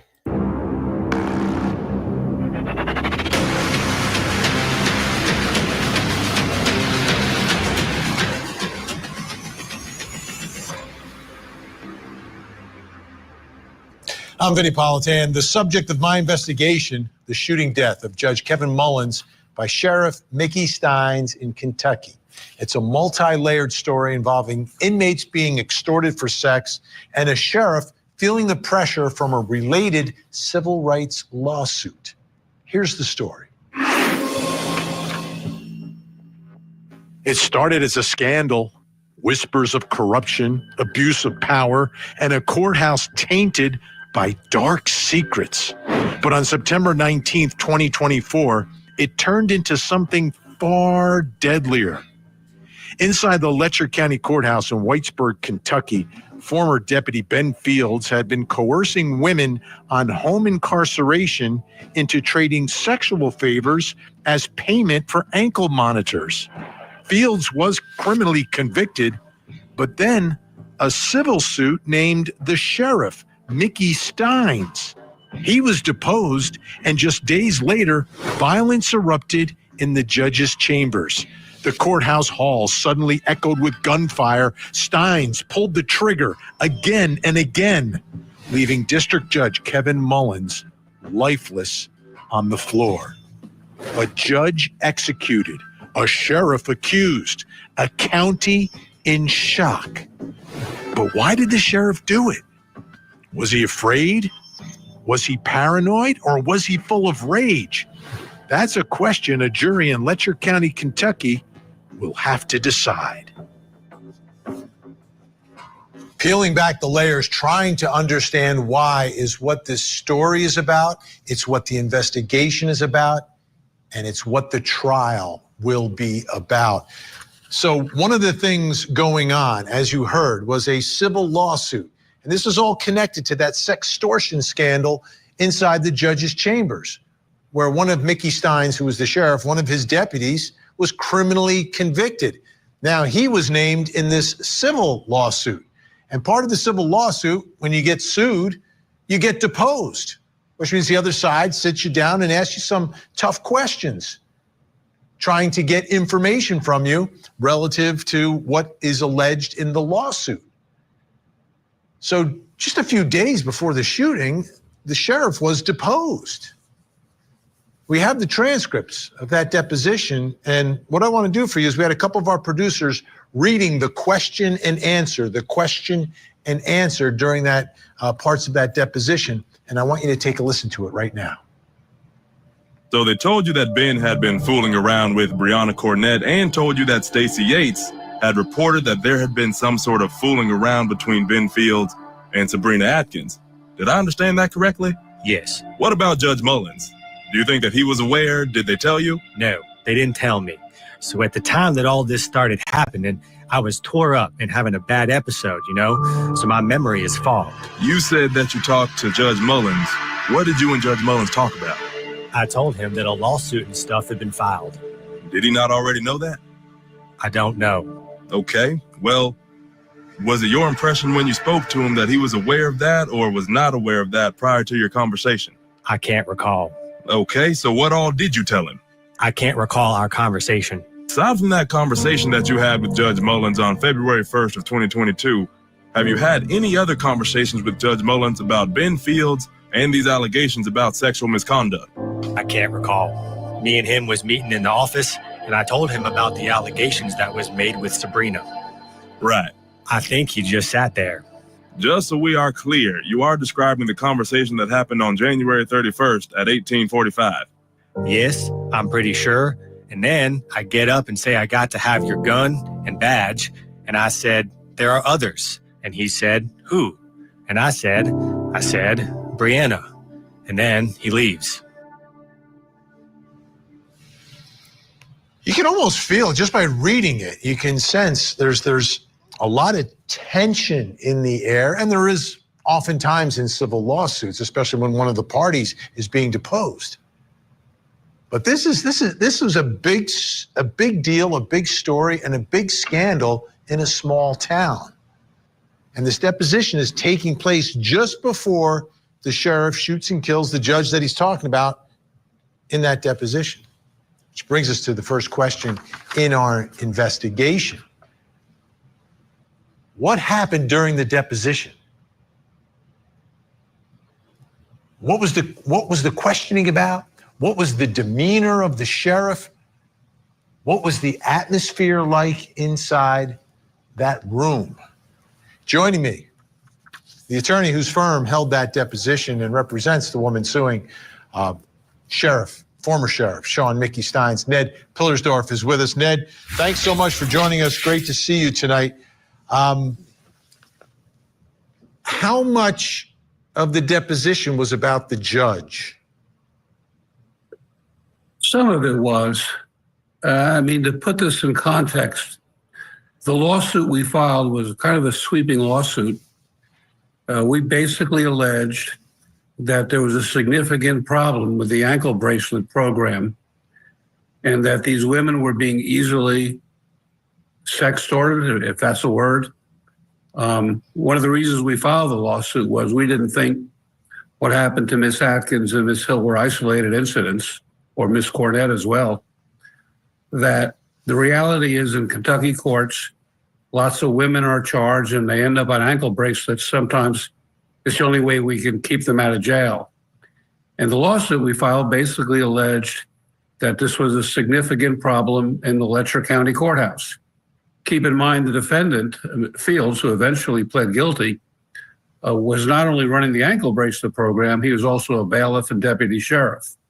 So the context of the lawsuit was we named Sheriff Steins in his official capacity because our position was he knew or should have known this was going on.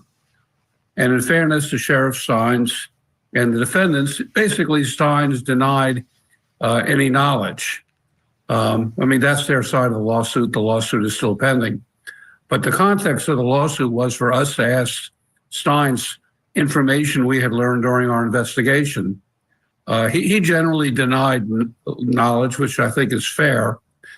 But what was interesting about the deposition, the part you just heard where your producers read the question and answers, that's not how it happened. He was very distracted, hesitant. I don't even want to, maybe saying he was in a daze is overstating, but to me, there was something going on there. It wasn't your typical civil rights deposition in which a sheriff who's used to answering questions. I'm going to venture to say that there were threats. I'm going to venture to say, and that's where the daughter and the wife may come into effect. I bet you the judge threatened him and said, if you put my name in that mess, something bad's about to happen to you, bud. That's and a that good is possibility. probably, that's what my thought is with this. because we know that Mullins was in there doing the same shit. He was doing it with them, just being the piece of shit that he was. You know, and he probably told Mickey, you know, you can do this deposition, but you better not put my name in there. And that's probably why he was distracted and hesitant, and he didn't know what to do because he's worried about his family. You know what I'm saying? And that day, Mullins probably said some shit to him at lunch, like I said, that was like, well, you did it, but you did, so you're going to pay the consequences now. And Mickey wasn't playing. That's my family. I can't blame the guy, honest to God. If that's how that went down, I'd have been the same way. And that's what I'm guessing this is. And that's why I've been so enthralled with this case, because I'm really curious. Obviously, we're dealing with corruption here, folks. Governmental corruption is what it is. We see it every day. And now, you know what I'm saying? Mm-hmm. I'm just saying this is sad to me. I feel bad because this man will never be able to be a police officer anymore. He did his job. He didn't do it. He wasn't doing anything wrong. And because he didn't follow suit and bow down, now he's never going to be able to do that. And probably he's going to do some time for sure, I imagine. I would think. Motive, case, why he snapped. Yeah, right, Cap. Being in a courtroom setting, he would be asked perfunctory questions, and it'd be these long silences. And while the deposition you read indicates, quick responses and questions and answers, that's not the reality of what happened at that deposition. My co-counsel conducted a deposition, and I came away thinking there's something going on here. Of course, we had no idea that 3 days later he'd killed the judge. Right. And Ned, I want you to take a listen to Jeremy Bartley, who is Sheriff Stein's criminal defense attorney, talking about that deposition. Well, I think one of the big focal points for this particular case, and we've said this before, is the deposition. The deposition that that Mickey was giving in that particular case was scheduled for Monday, and this happened on a Thursday. So just a few days prior was this deposition. And I think in the week prior to and the week of the deposition, lots of people noticed that Mickey had become more increasingly paranoid, that he became sleepless, had gone nights without sleep. And there was an overwhelming amount of pressure on him, some internal, but we believe there were external pressures as well, because there were a lot of things that happened within these chambers that during a deposition could be potentially fair game for questions. And not only at that deposition, but if the civil case continued, then in further discovery in that case. And I think there was a lot of interest by those people who populated the judges' chambers for whatever reason about what Mickey might say in those depositions. And it's interesting, he's talking about before, like a week before the deposition, and then after the deposition, this paranoia. Ned, I also want to put up one more piece from that deposition, because I think it's very pertinent to what Jeremy Bartley was just saying. And this is where Sheriff Stein says, slow down a little bit. And then your partner says, was there ever a time when you told Ben Fields that he wasn't allowed to use Sheriff's Department equipment or vehicle? The answer, I don't recall. I am having an episode, sorry. Was there any sort of a episodic breakdown during this deposition? That transcript's accurate.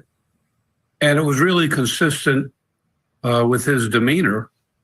And I don't know exactly how to describe it. The best way I could describe it, Vinny, when shortly after Stein was arrested, he had this, for lack of a better word, bizarre arraignment before a district court judge. And the judge asked him simple, straight ahead questions, and there were long pauses. And it was a strange situation. Here's a sheriff who's used to being in the courtroom. There's the video there. And the judge was asking him straight ahead questions. And a couple times there was like no response. So what was going on in his head, I guess it's open to wild speculation. But what's interesting, Ned, is what's happening after all of this is the same thing from your perspective that is happening before. So whatever he was experiencing or whatever is going on with Sheriff Steins seemed to a certain extent continue as it manifested itself in his appearance and the way he was reacting and I guess communicating with people, whether it's a deposition or an arraignment. The deposition, there were not many gotcha explosive questions. My co-counsel was very reserved, asking very professional questions, trying to get information.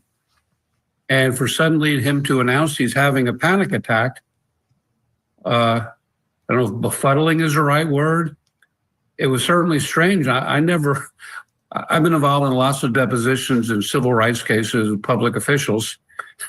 That's the first time we had to stop the deposition because the public official announced he was basically having a panic attack. Wow.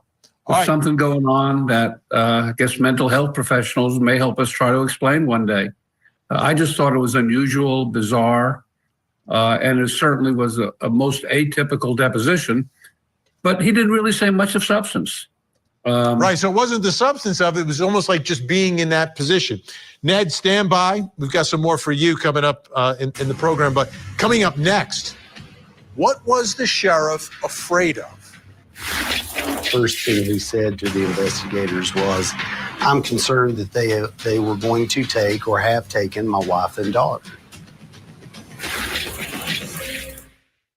See, that glove won't fit OJ, and if you don't ask him to try it on, I will. Why of this sextortion scandal, but talking about videos that may or may not exist involving the judge and Mickey Steins engaging in this conduct. She said she saw the judge doing it. She heard about Mickey Steins' involvement in all this. So, I mean, that's an interesting concept. Like, how big is this scandal? Well, no one else has been arrested. No one else has been charged. But is there more out there? I want you to take, the reason I'm asking that is she's trying to uncover or figure out what's going on with Sheriff Mickey Steins. Here's his attorney who spoke to us, Jeremy Bartley, talking about the statements that the sheriff makes immediately after shooting and killing Judge Mullins. And one of the things that we've talked about from the beginning is the fact that the first thing he said to the investigators was, I'm concerned that they were going to take or have taken my wife and daughter.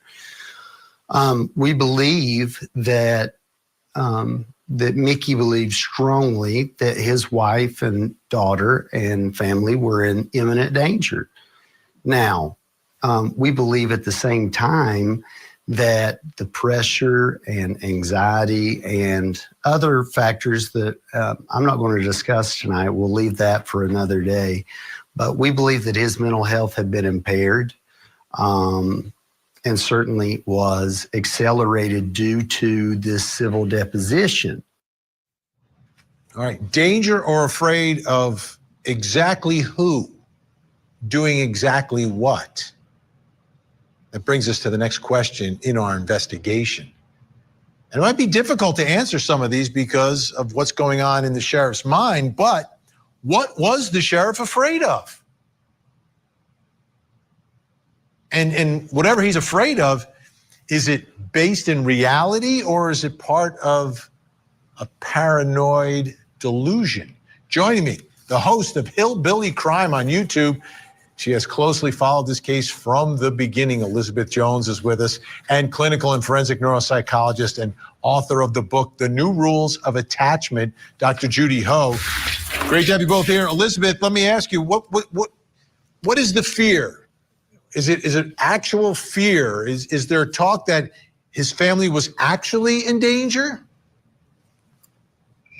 Well, I have an evolving theory now.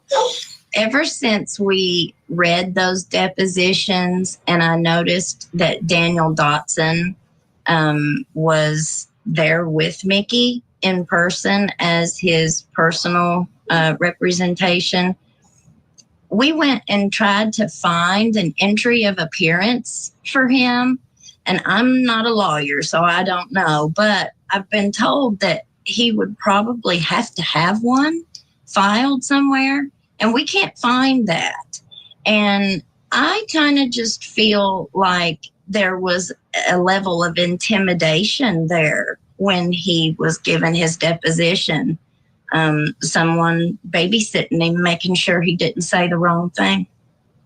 That's fascinating. That's fascinating. So let me ask you, because his attorney kind of is talking about this, Dr. Judy Ho, talking about the reality of him being scared and there being some basis in reality for it, but he's also having some level of a breakdown at the same time. So how does that work? And is the fear, if there is some factual basis for it, does it get exaggerated? Does it get twisted? What happens if someone is at the same time that there is something happening, like really happening, and they're also having a mental breakdown relative to it? Right, Vinny. Well, when we're talking about persecutory delusions, it means that it's something that's not borne out completely to reality. So it can be something that is a complete departure from reality, or it can just be a significant exaggeration of something that's going on. That is still a delusion. So it sounds like maybe the attorney's argument is something akin to the fact that there could be some basis in reality for his fears that someone more group of people might be targeting his family, but that his reaction to it was so extreme and that it was such a persistent idea that got taken way out of context to what is happening in reality. If that is the case, then that is still a delusional disorder of some sort or some type of psychotic symptomatology. Now, I want to focus in on the time just before the shooting. So they had lunch and before the shooting, but after lunch, take a listen to what Mickey Stein's attorney told me about what his client, the sheriff, was doing. On the delivery, there was an incident where our client was asked to deliver to another place that was not the normal place where he did the deliveries for this particular individual. And the witness will testify that at this point he was very concerned that there was an attempt to isolate him and to cause him harm. And here is the sheriff. This is after lunch, going on that ride, delivering meals. But as Jeremy Bartley said there, he felt like he was going somewhere where he normally didn't go and was being isolated and again, sensing some level of fear. Elizabeth Jones, he's not alone on that trip, right? He's with someone, and that person has spoken out about that as well. Well, you also have to remember that that is the boy who was sitting in the window in the judge's chambers. So that's who's riding with him in that truck delivering those meals, is that same boy. And going like out of the path, do we know anything about what was going on? What happened on that ride, Elizabeth? Well, I don't know anything other than what Mickey's lawyer said, but I found that very interesting that he felt like he was being lured somewhere. So if we kind of look at all the different kinds of really bad conducts on behalf of more than one person in that courthouse, if you can just imagine Mickey knowing and being aware for the last 15 years of all of these bad acts going on by several different people, you could see how that would make him maybe a little bit more paranoid than and that average person. Yeah, and that seems to be exactly what his lawyer is saying, that there's some basis in reality, but he's also feeling all the pressure. Okay, both our guests sticking around. Coming up next, was the sheriff suffering from sleep deprivation?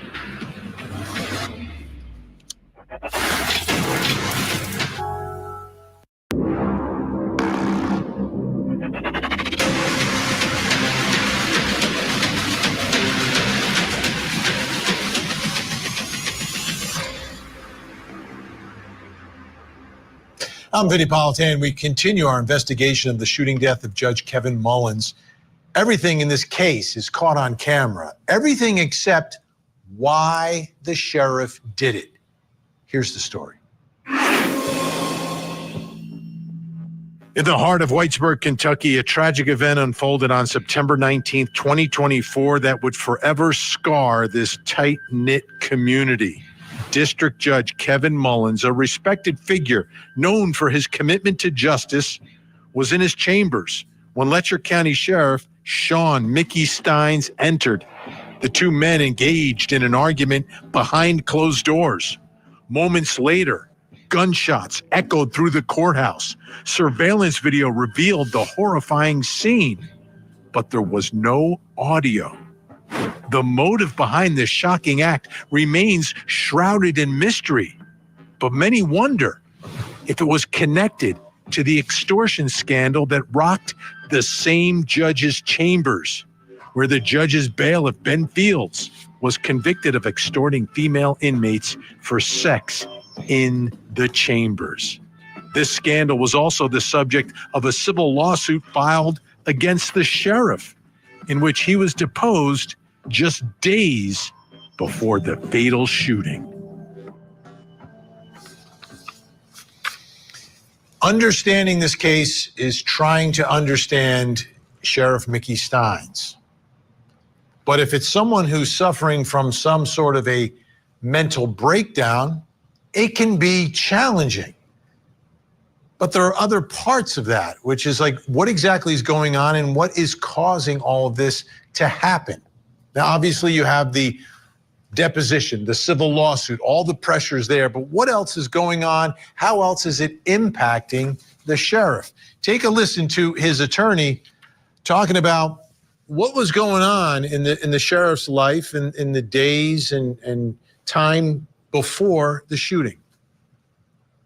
But I believe that his mental health was impaired to a degree that it impacted his ability to perceive immediacy and, the imminent threat of that, the imminent nature of that threat, Vinny, as well as the magnitude. Just a few days prior was this deposition.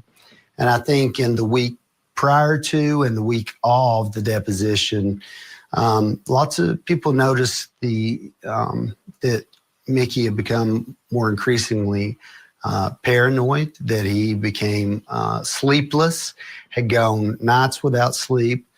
And there was an overwhelming amount of pressure on him, some internal, but we believe there were external pressures as well. We feel very strongly in our mental health defense, as well as, the evidence, I think, supports our theory of the case, and I believe that we have a strong case to put in front of the jury.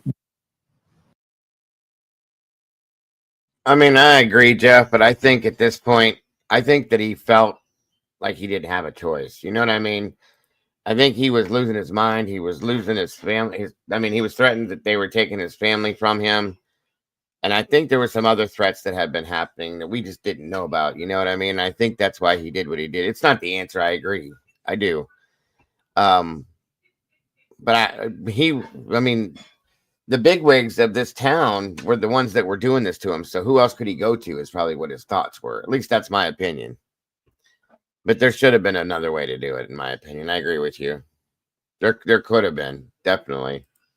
And you heard his attorney there talking about sleepless nights, including, we believe, the night before the shooting, that he's up all night, he's not at home, he's at his aunt's house, but he's not sleeping, he's walking all night long. Which brings us to the next question in our investigation. Was the sheriff suffering from sleep deprivation? And if so, what impact does that have on the mind? When does the lack of sleep become dangerous? And is that what's going on? Is that part of the cause? Joining me, sleep expert, medical director of the North Dakota Center for Sleep and host of the Talking Sleep podcast. You talk about the correct expert for tonight, Dr. Seema Kozlow is with us, and clinical and forensic neuropsychologist, expert in conducting forensic evaluations, and author of the book, The New Rules of Attachment, Dr. Judy Ho. Great to have you both here. Okay, Dr. Kozlow, let me begin with you. When does lack of sleep get dangerous? Oh, that varies by person. And don't forget, when we talk about sleep deprivation, it's not always hours of sleep. It also reflects the quality of our sleep. So here you're describing someone who has been sleepless and pacing. And does that then worsen his mental health? Probably. And then does that in turn worsen his sleep and make it harder for him to get restful sleep? Most certainly. Let me ask you, Dr. Judy Ho, that lack of sleep, what does that do to the mind? What does that do to the mind? He's feeling the pressure, but here now, our understanding is he's not sleeping at night. He's pacing. He's anxious. And this is going on day after day, but the night before the shooting, up all night. Vinny, sleep deprivation has a multitude of effects. There are neurocognitive effects because it heightens one's amygdala activity. This is the part of your brain that's responsible for processing threats and fear. So that could lead to an exaggerated processing or reaction to fear or fear stimuli.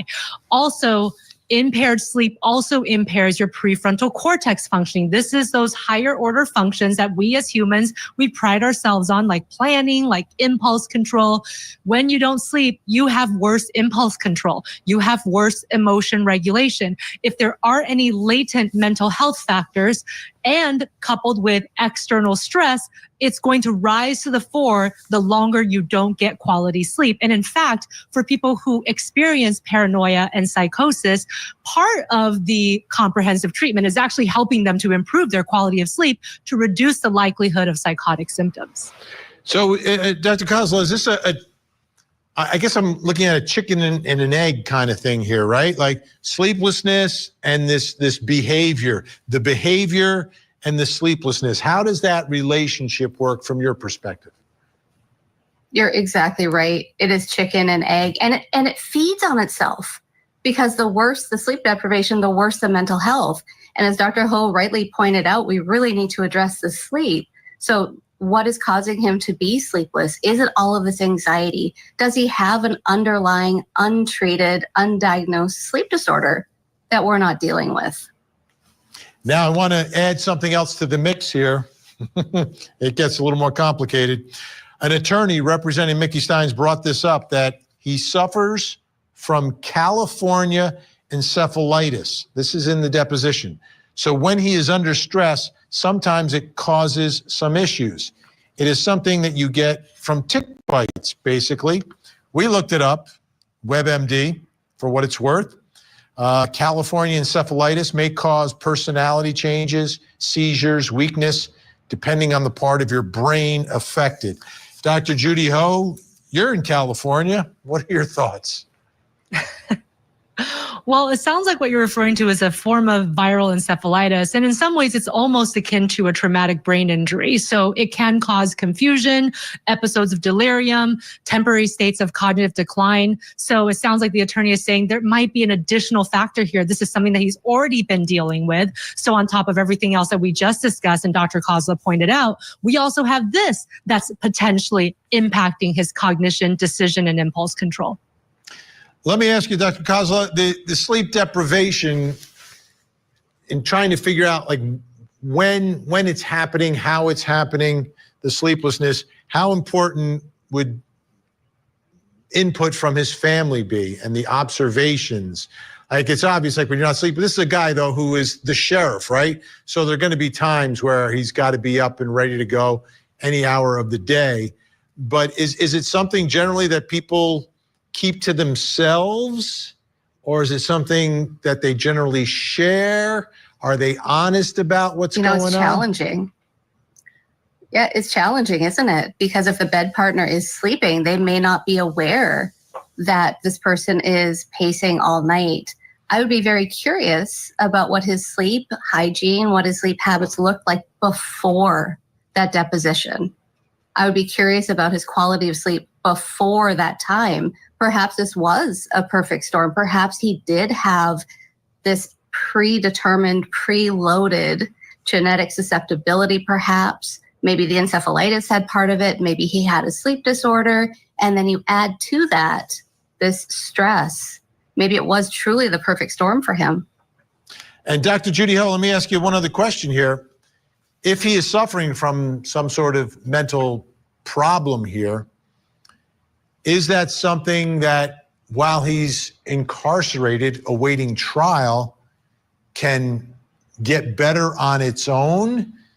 Is this something like, because I'm trying to understand, he's going to be evaluated for competency. He's going to be evaluated for criminal responsibility. But we've already seen in this arraignment that Ned Pillersdorf said the way he is right here that we're looking at, that's the way he was acting in the deposition as well. He saw a similarity.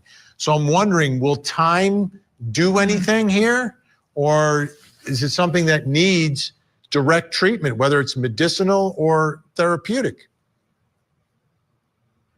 Good question, Vinny. And if it's a more severe mental health concern, like a type of psychosis episode, it will not likely get better on its own without some type of treatment. So through this trial process, through the mental health evaluations, he's clearly going to get, perhaps his attorney is going to be asking for some type of mental health diversion program where he's actually going to get treatment while he's awaiting trial, while he's awaiting sentencing. And of course, post-sentencing, if he does have to serve time, that he is in a condition or in an environment where mental health treatment can be accessed, because that's not absolutely a clear requirement for everyone who is incarcerated. And for somebody who has active psychosis, the treatment, the gold standard treatment does involve medication therapy, antipsychotic medication, as well as reality testing techniques, which is a behavioral intervention. It's that combination of those two techniques that's really going to help him to get better and to be able to really understand his own state of mind as he reflects back on what happened that day. Dr. Judy Ho, Dr. Seema Khosla, great to have you both here. Appreciate it. I'm sure we'll be speaking again about this very high-profile case. Still to come, what will the jury think of the judge?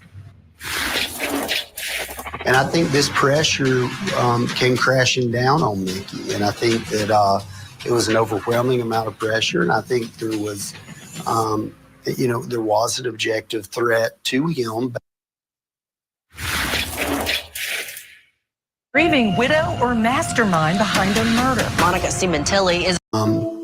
There was an objective threat to him based upon what he might say or not say, or might have already said or not said during the deposition. And I think you compound that with the fact that there is a mental health issue as well. And I think that what you see in the chambers in that video is I got to agree with you. I think if they can prove what the situation was, Alicia, that he probably won't get what you would expect him to get. Well, what anybody would get for killing a judge. Okay. I'm curious what it's going to be. If he's going to get treatment, if he's going to get a certain amount of time, blah, blah, blah. Odds are he'll never, ever be able to work in law enforcement again, which is sad. But, who knows what's going on. And I wonder if that whole encephalitis thing is going to play into this too, because that's kind of interesting too. I'd never heard that before. I'm very curious actually, but yeah, I agree with you on that, Alicia. Welcome, Linda. Good to see you. Thank you for joining us. Is a result of a combination of those factors. Right. Yeah. The combination of factors. Right? Objective threat, like there was a real threat, like something, he could have said something that really could have put him in danger, but at the same time, he's having these mental issues. This is fascinating because this is the way it's going to play at trial. I mean, these issues are connected to one another. The reality of this sextortion scandal and the civil lawsuit on top of what's happening to him mentally. It's all connected. Take a listen. again, to Jeremy Bartley, his attorney, talking about having the trial in the same county where all this happened, right? And in the same courthouse, I guess, where all this happened. Take a listen. We believe that Letcher County is the appropriate venue. We think that, we think that that's a jury of our client's peers. We believe that the same people that elected him to be sheriff should sit on this case. You won't find any better people in terms of people supporting one another, being cordial with one another, and everyone knows everyone. Everyone knows everyone, which means everyone would know Mickey Steins, the sheriff, and everyone would know the judge as well, which brings us to the next question in our investigation. What will the jury think of the judge, the victim in the case? Like the underlying sextortion scandal that's taking place in the civil deposition, everything else. Well, I'm going to say this, as we had a person that came into the chat here that was from this town, and they stated they heard, the whole town has heard of what the judge was doing, and the higher ups were doing this and that and everything else. So if they're pulling the jury from this town, they're probably going to look at the judge and go, yeah, we knew what you were up to. I don't blame him, which is another reason why I don't think, hell, guys, they may even find him innocent. I don't think they will, but they may find him not guilty for reason of whatever, you know what I'm saying? And he may not get it at all, but I just don't see that happening with this. But if they're bringing all the people from the town that already know what has been going on with the government in this town, there you go. You know what I mean? Definitely, in my opinion. Is part of the mental health defense, which means there's going to be some discussion about the victim, the judge in this. Joining me. Well, that he just said that they're going to use those people there. I thought they would have used a change of venue as well, but I don't know. We'll see. I don't know. Well, I'm curious about that too, Trish. Attorney representing the woman suing Sheriff Steins, Ned Pillersdorf, and the host of Hillbilly Crime on YouTube, closely following this case from the beginning, Elizabeth Jones is with us. Elizabeth, let me begin with you. Like, is there a current reputation for the victim in this case? Well, there have been a whole lot of accusations and talk going on prior to this happening. And people don't just know Mickey and the judge. They know all the higher ups up there. And so I think depending on what Mickey's defense attorney brings out in trial, I think that's going to be the telltale, outcome of what this trial is going to be. I have myself seen a very explicit video of someone who Sabrina would call a higher up. So I know they're out there. Wow. Ned, you're involved in this civil suit. Was there, and the victim is the judge. So if you're talking about an objective threat and everything else and how it would manifest itself in the shooting and killing of the judge is going to come up, right? In your case, any evidence that the judge is involved or knows that this stuff is happening in his chambers? No direct evidence, except for the fact that it was the judge's bailiff extorting these women, and at least two of the sexual encounters occur in his chambers.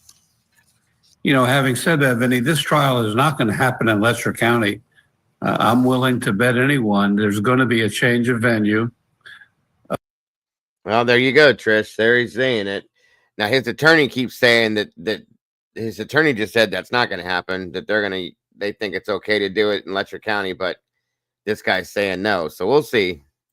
Kentucky has a statute that says the Commonwealth can ask for and get a change of venue. And I think Mr. Bartley's comment that everybody knows everybody That's the kind of comment that gets you a change of venue. If Steins goes on trial, it won't be in Letcher County. I know Steins wants it tried there, but reality, it's not going to happen. So let me ask you, Elizabeth, just generally, and it's not a scientific poll or anything else, but you've been talking about this on your channel. A lot of the local folks are watching you on YouTube talk about this. They're posting their comments. Do you get an overall sense? Is there a sense of sympathy, not for the victim, but for Mickey Steins versus the judge? Or is it more sympathy to the judge versus Mickey Steins? How do you see that balance? I know it's unscientific, but you're there interacting with these folks all the time. What was your gut telling you? I think there's a whole lot more sympathy towards Mickey. One thing that I noticed in that deposition was when Mickey started to answer the questions, he then took a break with Daniel Dotson, the lawyer, and then he came back, and every question after that was, I don't recall, I don't recall, I don't recall. And, you know, the people of this county have read those depositions too, you know, so I think people are starting to, well, from the very beginning, they've been more behind Mickey. But I think people are starting to see all of this ugliness that has been taking place in Letcher County over so many decades come to the surface. Ned, and I think you're right there, Ned, if folks are reading the civil depositions, they're not going to make it on the jury, those folks, but you know, there's others that haven't read it. Ned, do you think there is, with your civil suit, do you feel like you are just scratching the surface of the involvement of folks, or do you think that it is what it is? It's the deputy and you know, a bad apple. You know, there's two reasons why you file this type of civil suit. First, to help the people in front of you, Miss Atkins and the late Jennifer Hill. The other is the reality of Kentucky courts. We have this proliferation of women in custody, and we try to get them out on ankle bracelets. And those women are so easily subject to sextortion. They know that a simple phone call from the ankle bracelet person to the judge, they're back in jail. These women know if they say that's not true, they probably won't be believed. So one of the reasons we filed the lawsuit was not only to help the people in front of us, but got to change the system. This is not the only place it's happening. Got to change the system. We're concerned about these other women. It's all over the country. Yep. Women are being, if you walk into an Appalachian courtroom today, you'll Ned, see women. We're out of time again. I hate cutting off Ned, but I have to do it. We're out of time. Ned Pillersdorf, Elizabeth Jones, thank you both so much. You know, this trial will obviously be about Sheriff Mickey Steins and his state of mind, but to understand what was going on inside the sheriff's mind, the jury's going to have to hear about what was happening inside the judge's chambers. And if they believe the judge is involved, the sheriff could get the benefit of the doubt. I'm Vinny Politan. We'll keep digging for answers as the investigation. All right, guys. Well, that's what's going on there, which is pretty wild still. I kind of feel like I feel bad for Steins too, just because of what all went down and what was probably going on. So we'll see. I'm going to follow it to the end, guys, either way. So let's see. We've been here 3.5 hours. I think that's going to do it for today. Appreciate you guys joining us today very much. Of course, always appreciate our mama bear joining me today. I hope your head feels better, dear. Yep, it's getting there. Good. Hopefully it keeps going. Thank you, Alicia. I appreciate that. Thank you to the Blue Crew, all of you, for joining us and everything you do today, guys. I don't know what's going on tonight, but you guys will know as soon as I do. It's up to the boss lady. You know that. Well, thank you, Linda. I appreciate that so very much. Thank you. God bless. It's nice to have you here. I like your avatar too. I love fall and I love jack-o'-lanterns and Halloween, so it's really neat. Y'all all check out London Airport. What's up with what's going on, Brian? Oh, you didn't hear that? The massive explosion. Oh my God. Heathrow? I didn't. Heathrow, yeah. Hold on. That was, Holy shit. yeah, yesterday, day before. No, I don't. I don't see it unless I'm told to see it. Most of the time. I'm busy with what I'm doing. Like you said, surprise. Holy hell. Those global travel chaos that could last days, even weeks. Airports around the world rolling out emergency measures, hundreds of thousands of travelers stranded, and potentially hundreds of millions of dollars in losses. All right, this is what happened. A fire at a power substation near Europe's busiest airport, that's London's Heathrow. It triggered a power outage. The fire is now under control, but the fallout just causing ramp chaos. CNN's Richard Quest was on a flight from Brazil to London as it all unfolded. We boarded the plane. Everybody was really calm about it. We learned very quickly about the fire and Oh, it haze. exploded, huh? Damn. And it soon became obvious we weren't going anywhere. All right, CNN's Nada Bashir is live 200,000 stranded at Heathrow travelers. Airport, which is all but shut down. Absolutely. Heathrow is at a standstill, Wow. John, at least for the rest of the day, according to Heathrow officials. But it could take much, much longer to get the airport back up and running as a result of that power outage. Energy Secretary, the backup generator as well, was also impacted by the fire. So there are real questions as to how long it will take to get Heathrow back up and running as a result of this total power outage. And of course, this has caused total chaos as well for passengers and airlines who had been planning to travel through Heathrow Airport. We've been hearing from the flight tracking radar team as to the knock-on effect this will have. Hundreds of flights cancelled. That's just today. Tens of thousands of passengers potentially impacted. Take a listen.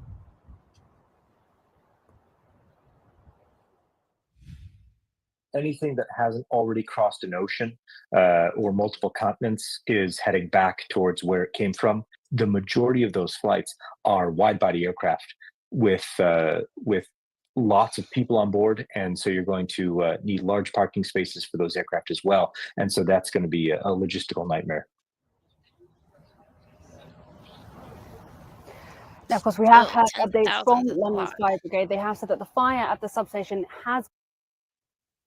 What'd you say? SRB said, oh, now they said tens of thousands. I said, it don't matter. 200,000, tens of thousands. That's still a lot of stranded A people. lot of damn people, yeah, period.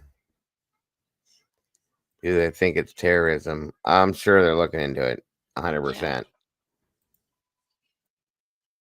It's been now placed under control, but it could take hours, if not days, for a full investigation to be carried out as to what caused the fire. Emergency services were called to the incident at around 11:20 p.m. last night, and we've been speaking to residents in the nearby area who were terrified at the large blaze that was ongoing near this residential area. At this stage, as we understand it, no residential buildings were damaged. The fire has been contained, but of course, a huge amount of damage and, of course, concern for the situation at Heathrow Airport.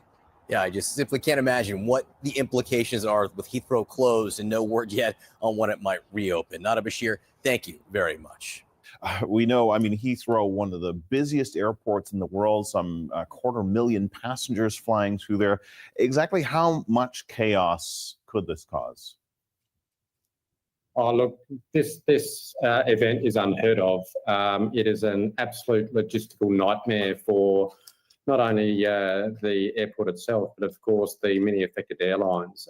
There will be some 1,300, 1,400 flights affected for weeks to come by this event. Yeah, weeks to come. I mean, the knock-on effects here, explain why it would take so long, even if they were to fix this relatively quickly. Why would the knock-on effects last for possibly weeks? That's exactly right. I guess there's two phases to what we're seeing. Phase one is dealing with the aircraft that are airborne at the moment. That's about alternates and that sort of thing. But as you rightly say, phase two is about moving from disruption through to regular scheduled services. And that's incredibly complex because As a result of phase one, you have aircraft that are not necessarily where you thought they would be. They're at airports that are not their planned alternates. Then they're at airports that do not necessarily have the support services that the airlines originally intended. And so you have to establish those things, and that takes time. You've got pilots and flight crew and cabin crew and so forth that'll be out of flight and duty time. It's an incredibly complex thing to get the cogs spinning again and to integrate aircraft that are not where you expected them to be. Yeah, absolutely. And you look at the types of flights that are coming here. We're talking about huge airplanes, passengers who are transiting from other continents and so on. These passengers won't necessarily be first in the queue to get back on the next flights, right? I mean, they could be bumped for a while. So you have to think about those poor people who are now on these almost indefinite layovers. That's exactly right. It's not only the aircraft themselves that are, as I was saying, diverted to alternates that were unexpected, because the alternates then became filled with capacity. So the aircraft's gone to somewhere else. But you've got flights that didn't even depart. The flow on a flex through what we would call a complex socio-technical system, the flow on a flex are incredible and really will go on for weeks to come. Yeah. In terms of, you touched on this, I mean, alternatives, like Gatwick, in terms of diverting to other airports and so on, I mean, how does that work? Do they have, how much capacity do they have? Yeah, so as I say, for me, that's what I call phase one in dealing with this event. It's dealing with the aircraft that are airborne, and that's about alternates. That's a routine thing that pilots and airlines do, is you would routinely plan for an alternate. Usually that's weather-based. You may not be able to land due to really poor weather conditions, for example. So as part of your routine planning, you would ordinarily plan for an alternate. The problem we have here is what happens when your alternate needs an alternate, and that alternate needs an alternate because those alternates have become filled to capacity because other aircraft are there. So the provision of an alternate is not just about, is the runway long enough and, can we go and land there with instrument approaches and things like that. The hard part is you need all the support services to be there at that alternate. So ground crew, baggage handling crew, terminal staff, all those arrangements. So alternates are a routine thing, but the problem we have here is your alternate needs an alternate. Yeah, exactly right. And talking about alternates, let's talk about the power itself. I mean, we'll follow up with that too probably tomorrow, but that's gonna do it, guys. Thank you guys again so much. Mama Bear's got to bounce out of here. I appreciate everybody joining us today. All of you guys, very much appreciated.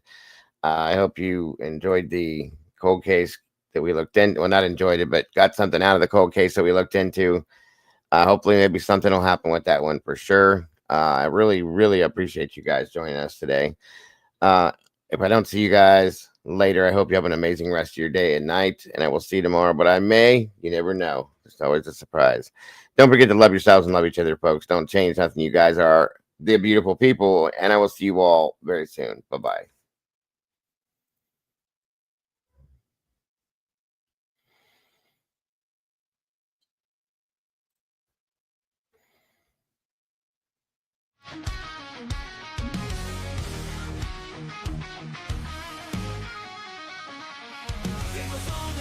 Typing at the speed of light, hunting down the shadows, bringing wrongs to right, digging deep in the data, facts sharp as a knife.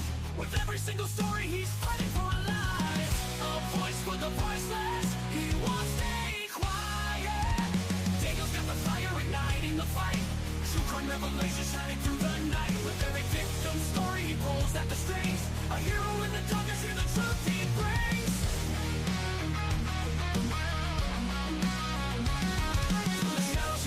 Streaming loud and clear, cracking cases, open hearts filled with fear. His channels are beacon in a world gone wrong. He guides us through the chaos, a soldier so strong. The clicks and the lights, they follow his lead. With every new case, he plants a new seed. Sharing their stories, giving hope where it fades. Daniel's a warrior through the trials he waits.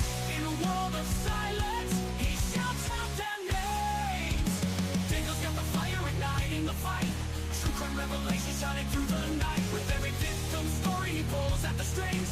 A hero in the darkness, hear the truth he brings. From the shadows you rise, are streaming loud and clear. True crime revelation shining through the night. With every victim's story, he pulls at the strings. A hero in the darkness, hear the truth he brings.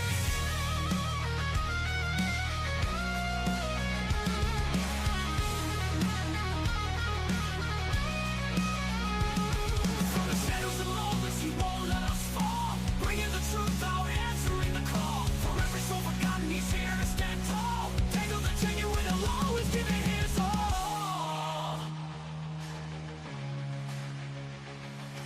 Dangle's got the fire igniting the fight.